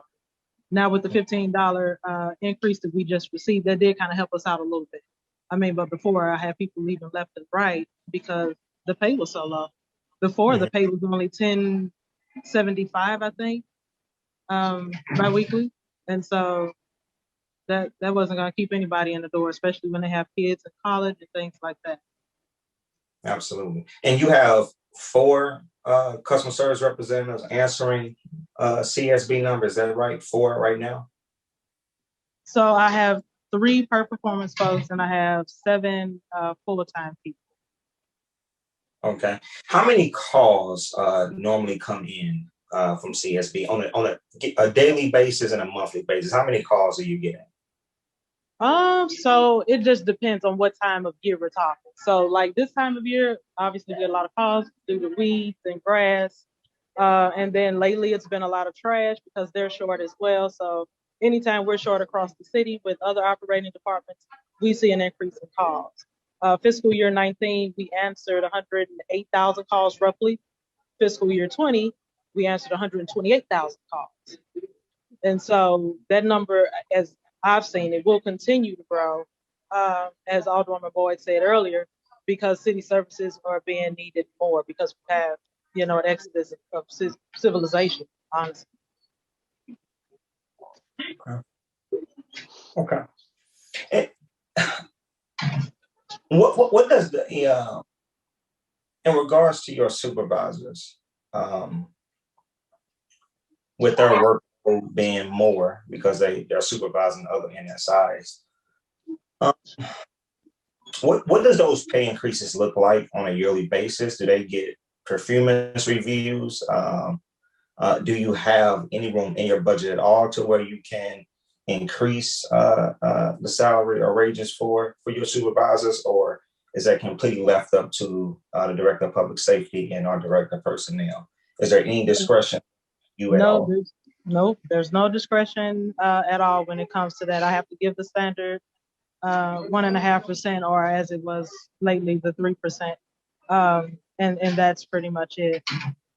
If I wanted to, I would have to write a letter to be signed by Dr. Isom and then by Richard Frank and personnel to increase someone's wage. But I can tell you that's probably not going to happen. Even if Dr. Isom signed off on it, the Director of Personnel probably would not. So you have never been able to successfully pay for the increase of wages for any of your supervisors or employees? No, or even for people that are performing double duty. No. It was even asked for myself when the former commissioner was here, because I was performing double duty as CSB supervisor and then CSB manager. And it was denied then. And now in my position as neighborhood development executive, I'm performing triple duty because there's no CSB manager, no CSB supervisor, and only my position. So now I'm performing all three positions. So no. Gotcha. Thank you. Thank you, Madam Director, and please give my thanks to my NSI, Cherie Taylor, for her hard work. Thank you for the insight. I certainly will. Thank you. Madam Commissioner, you know that I am a cheerleader for that department, and you know how much I appreciate my NIS. And I tell you, the job is difficult. They must be committed in order to do it. And we could not ask for any more, and we should be treating them better. So thank you all for your service. Thank you, Alderman Oldenburg. No questions. Thank you, sir. Alderwoman Navarro. Thank you, Madam Chairwoman. I'm sorry, I thought my video was off while I was stretching here. I apologize. Thank you. And I too want to express my gratitude for everybody at CSB and especially our NISs. I really just think it's a travesty what little you have to work with in terms of funding here, Essence, because this is so important to our city. And as I think about board reduction, and when aldermen are going to have, we're gonna have to serve on twice as many committees, we're gonna have twice as many constituents. The role of CSB and of these NISs is going to increase. And so I think we have got to start thinking now about how we are going to get this budget much bigger in the next few years, because this is the front line for a lot of our residents in terms of interacting with the city and the city departments. The city departments don't get the messages that they need. If this department isn't fully funded, isn't fully staffed and resourced. And I know that my NIS works very hard. He's splitting his time between 2 wards. And it's not fair to him. It's not fair to the constituents, as so many others have said. So, I commend you for this. And if there's, anything that I can be doing to advocate for more, because I do think it has to be part of a bigger strategy around how we prepare to serve our citizens better with 14 wards. Absolutely.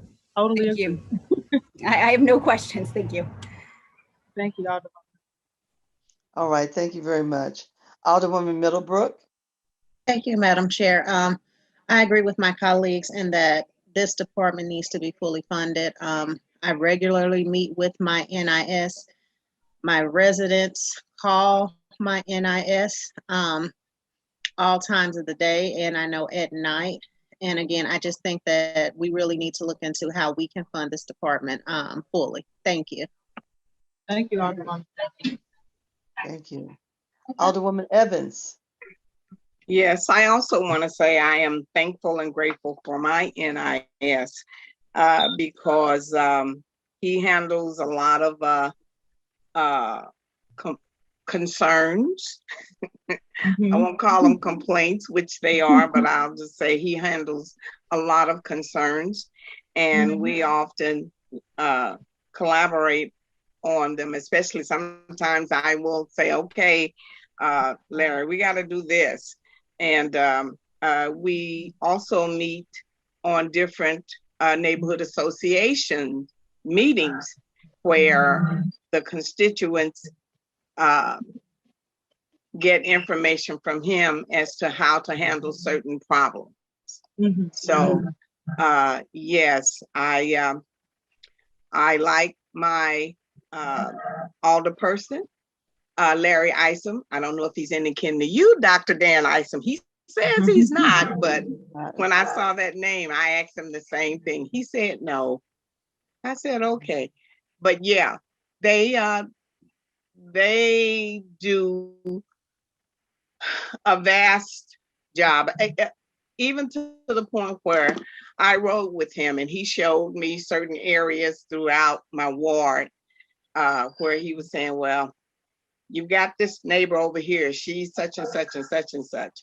And as we rode through, he said, you got this one, oh, she gets out and she cleans her alley. Wait till you go down this alley and you'll see what it looks like. So yeah, I appreciate my my NSI, and they do it. They do a good job, and I wouldn't change him for the world. Thank you. Okay, thank you. Alderwoman Ingracia. Thank you, Madam Chair. I apologize. I can't be on video. My internet is not happy today. Okay. But two quick questions. And Ms. Owens, I don't know if it's better addressed for Dr. Isom or not, but either of you, it would work. Just curious if there's been any discussion about a bit of a different model for the CSB program. I think the alderman from the 21st Ward sort of alluded to the fact that there are a lot of issues, and I think some people just experience fatigue from calling in so many things all the time and then not having a real resolution.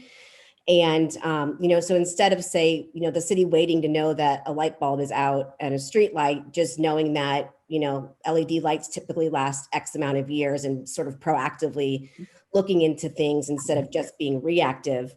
And then on the neighborhood improvement specialist piece, I'm curious if anyone's talked about having more of a social services or racial equity model. I have a lot of constituents that are not able to take on the cost of a lot of the hits they get and citations they get. And my neighborhood improvement specialist and I have worked well together, just identifying, you know, before somebody gets cited without figuring out what the situation might be. And I think it's difficult for her to do that because the current model really relies on a kind of quota for them to, you know, turn in a certain amount of service requests every week. And I don't know that that's particularly helpful to residents all the time. Mm-hmm. So to answer your question, yes, we are working on a different model for both CSB and NST. And I have a meeting with Dr. Isom next week so that we can further discuss those items. But the Citizens Service Bureau, and I hate to say it like this, it's gonna sound like I'm throwing people under the bus, and I'm really not. It's just the reality of it. So the Citizen Service Bureau needs to have more power. So when we call over and inquire about why a service request is still open or not having been done, we kind of get the same response as if we were a regular citizen on the street. They kind of blow us off just like they do anyone else. And it's not fair because we're on the phone with the citizen trying to calm them down and assure them that the city is going to do the work, but we really can't assure them of that because we're not the ones doing the work. We have to rely on someone else to do the work, and it's just not getting done the way it should. And I hate to say it like that, but that's really what it is. So I hear a lot of people say, well, there's no real resolution to these, and it's unfair to the Citizen Service Bureau because we've been the scapegoat for a lot of years. And it's not fair to the residents because they also have to look at a tree that's needing trimming for 6 or 7 years, and they're frustrated just like we are. Right, and I apologize. I didn't mean to insinuate that it was the fault of CSB. I mean, it's a similar frustration when the departments themselves aren't able to handle requests in a timely or efficient manner. And it's a frustrating situation to be an elected official when residents know they can reach out to me and I can probably have something fixed to some extent the next day. And then, I'm requesting that they go through the Citizen Service Bureau process and sometimes get exceedingly frustrated. So, yep. And the power that you all hold as being an alder person. So when they, when you call, there's a different weight than when one of the CSRs call over and say, hey, what's going on with this street light that's still out, or what's going on with this tree that hasn't been removed yet. You guys hold a little bit more weight, so they kind of move a little faster. But with the Citizen Service Bureau, if we had that kind of power, it would be a lot different because we call over on just about every service request that we get. Sure. Okay, I don't have any other questions, but just lastly wanted to echo my appreciation for my neighborhood improvement specialist. I would not remain even somewhat sane without her. Absolutely, Jane is awesome. Okay, thank you very much. That ends our questions for that department. Dr. Eisen, move on to the next. Thank you, Madam Chair. I think we'll move on to SEMA with Sarah, who's our acting commissioner. Okay. Thank you, Director. Let me let you see me for a minute. I just want to kind of lead off with, I'm a little bit late to this whole budget planning party. So I've only had direct contact with this for the past couple of weeks since Gary retired. But in that time, I have reviewed some of the numbers that were put into place and some of the changes that have come down. One of the areas that I see as a point of concern for us is, again, the communications services item that I know some other folks have spoken about also. We're looking at a reduced amount of $10,000 in that account, and that is going to be very difficult for us to cover the obligations that we have in place as far as monthly fees, service fees for some of the services that we have, a lot of which are tied to our city unified command vehicle. The main concern with that being that the monthly fees and just the service connections are one amount, but whenever we activate that vehicle and use it for special events or a response, we did use it a couple of years ago for the flooding that we saw along River de Pere. That vehicle was deployed for 3 weeks for that one incident. And the usage fees during that time can go up significantly depending on the service and how much usage we're putting through at that time. So typically, I think if we're in a good year and we don't use it very much, we may end up with a little bit of padding left over and not utilize that whole amount. But the concern being that we, one major event or one long-term event for a few weeks could put us outside of that amount very quickly. So I did want to mention that in particular. 2 other areas of concern that I have, a personnel issue, and for us, it's actually a hiring issue. I think that we need to stay aware of is we've now been granted 2 positions related to the CARES Act and Rescue Act funding, the government service administrator and analyst positions. Our government analyst started this week, and we are working to hire the administrator position. When that administrator starts, that position is coded the same as the SEMA commissioner.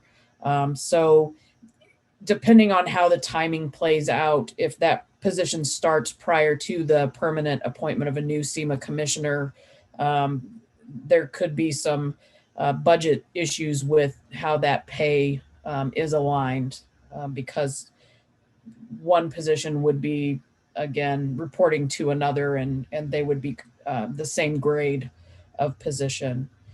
So just to have that as an aside note, the government services employees are funded differently and not directly in our traditional budget. But that still is a concern just because of the alignment of our agency. We are hiring, which is good for us. Last Friday, we had 2 employees. For about the last month, we had 2 employees. And since the beginning of COVID, we had 3 employees. So it's been a long trip for our agency, and things are looking much brighter in the future for us. And certainly coming into this position in an acting capacity was something that I've been focused on, and I am thankful for our new leadership with Dr. Isom and Ms. Taylor. The final thing that I want to mention, because I think it is important, and I know I've had conversations with at least a few aldermen on this subject, is our warning siren system. And this does have the potential for a greater impact on the budget depending on how we proceed. Our budget typically has been around $20,000 annually to change batteries and perform maintenance on the siren system. In the past couple of years, that $20,000 has barely been enough to cover those batteries for the system. We replace batteries at each location every 3 years. We have 60 sirens, so in a 3-year cycle, we should replace batteries in 60 siren locations. That number has been cut down a little bit. And we're in a position now, we had a system-wide inspection last week, and I've just shared the results with Dr. Isom so that we can plan a discussion on how to proceed with the system. But there are a lot of issues. A service call to fix any issue, we have to call an outside vendor to come and evaluate the issue and address it and try to find parts for a system that is now 22 years old. I did speak to the equipment manufacturer, and a typical lifespan for this system, when it is well maintained, is only 15 years. And in October, we will hit the 22-year mark of the siren being online.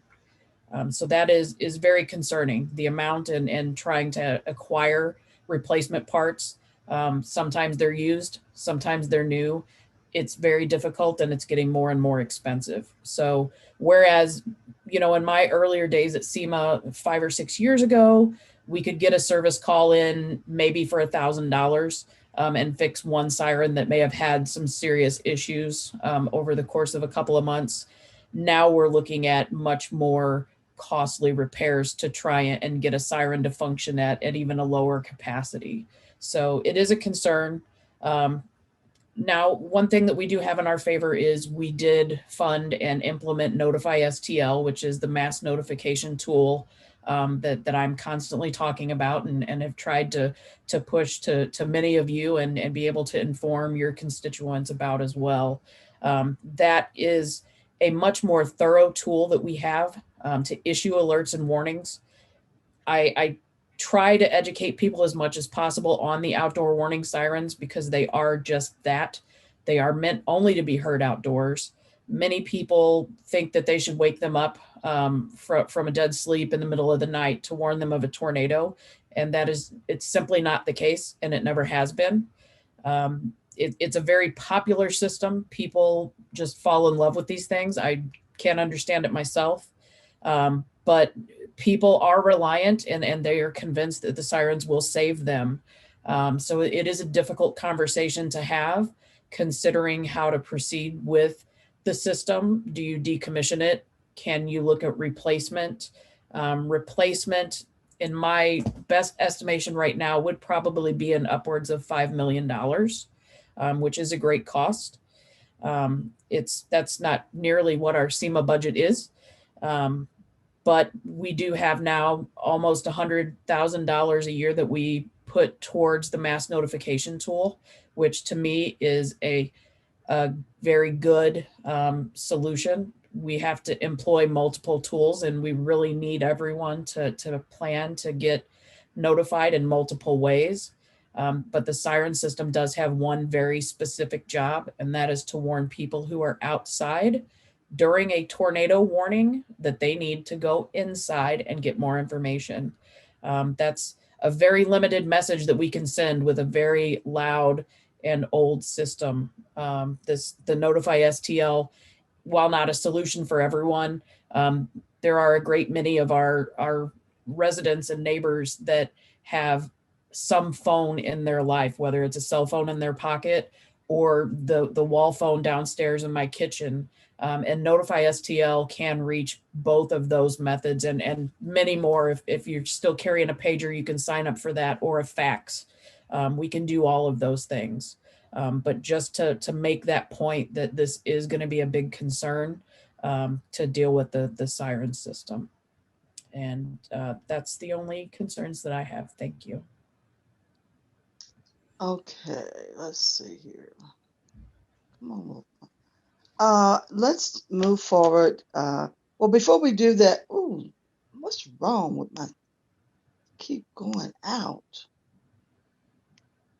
Okay, no, I'm not bad. Okay, I think my phone is trying to tell me something. So before we go to the committee members, I need to ask a question. First, I'm going to ask the clerk. Mr. Clerk, are you still available?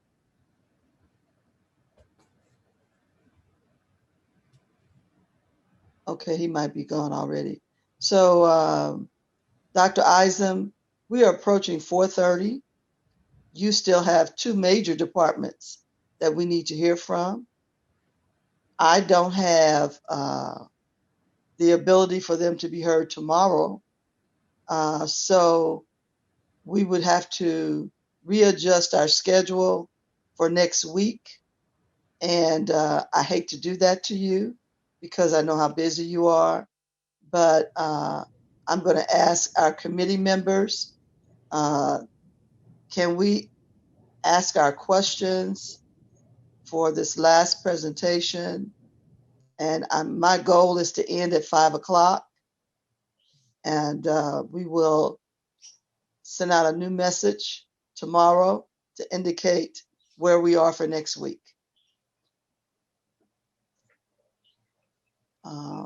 If you have any major concerns, committee members, about what I've just stated. Well, just next week's a very short week. You know that, right? I am very much aware of that. That's why we only have one day scheduled for us to have meetings next week. But we're talking about two departments. And I think what I might do is just move what is currently scheduled to get these two in, because this is critical. Well, and we need to get those in early. If it would be helpful, I will give up my Tuesday morning slot for public safety.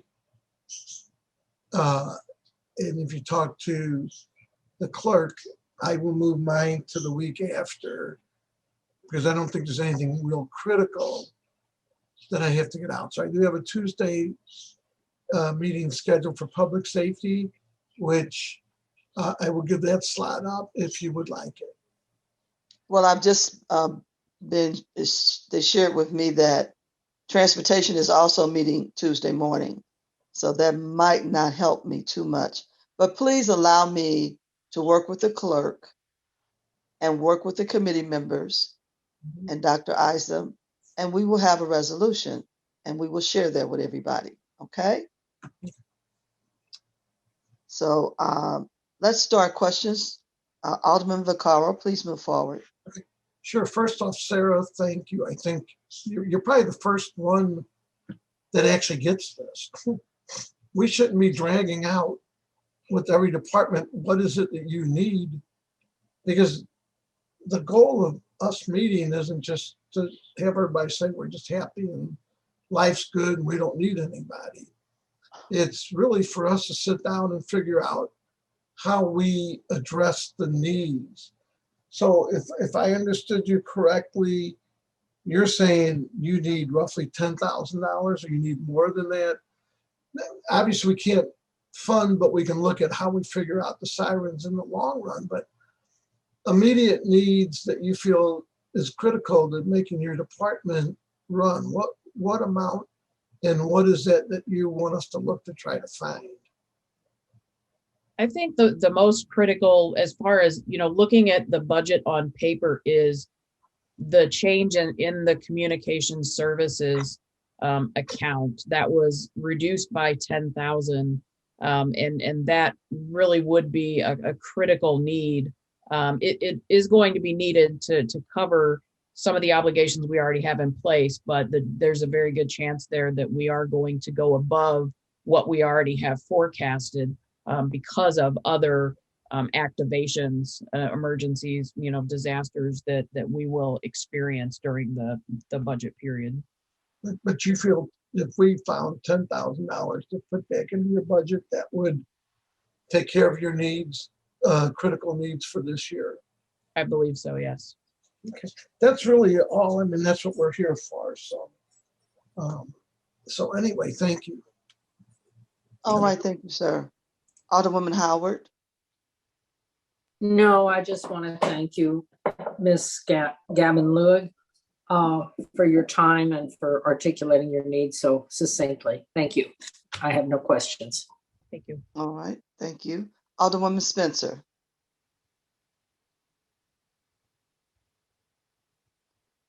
Thank you so much, and I really appreciate the update on the the sirens. I agree, people do love them, but it is really sobering to think about their utility is so limited. If there's any way you could provide us with some understanding of how many other cities use that type of emergency, and how many other cities have moved away from that. I know that's maybe outside of, maybe it's asking a bit much, but it would be helpful to understand if we're sort of an anomaly by keeping that archaic system. That $5 million investment seems like it would really be asking a lot from us. So your guidance would be very helpful as we move through that. There are many metropolitan areas that do have siren systems in place. Not all of them are for tornado events specifically. Some are tied to nuclear facilities, chemical plants in some cases. So there are different use cases for them. Typically, there have been some that have been taken offline. And if some of you may recall some incidents with the system in Dallas actually being hacked a number of times, that's another concern, is the security of those systems and the integrity of them, because they are such an older technology. They're radio signal driven. So you can imagine how, somebody with a little time on their hands could make it a bad night here. Sure. But it's one tool in an arsenal that we have. Apps, Notify STL, broadcast, alert systems, local media, social media, all of those are working together in concert to make a complete push to educate and alert people. So again, it's one tool in that toolbox, and it just happens at this point in time is going to be a very expensive tool for one piece of our mission. Sure. So moving forward, we'll look forward maybe for some recommendations from Dr. Isom or from you and from the team, maybe collectively, on how we should best move forward. Thank you so much. And I have no further questions, Madam Chair. Thank you. Alderwoman Boyd, did you come back? I know you left a moment ago.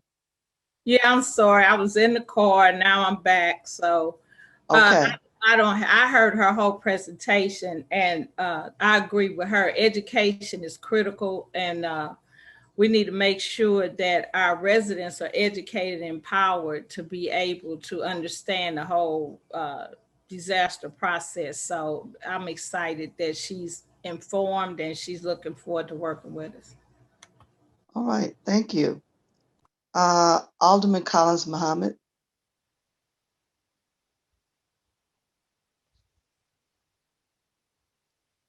I think he left too. Alderman Oldenburg. No questions. Thank you, Madam Chair. Alderwoman Navarro. Thank you. And thank you, Commissioner. I appreciate the presentation, and I too look forward to learning more about the system. And I have no questions right now. Thank you. Thank you. Alderwoman Middlebrook. Thank you. I have no questions. And Alderwoman Evans. I'd just like to thank you, Commissioner, for your services. And I have no questions at this time. Okay, thank you. And I don't have any questions, Commissioner, but one of the things I have to applaud you on in your presentation is that you are definitely looking into the future.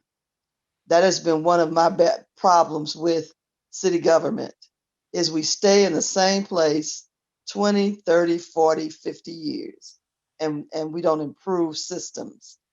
So I am appreciative of your report. And modern technology says that people can be alerted probably in a minimum of 12 to 15 different ways without a siren that may not work. So I thank you, and we're looking forward to hearing further updates. Thank you, Madam Chair. All right.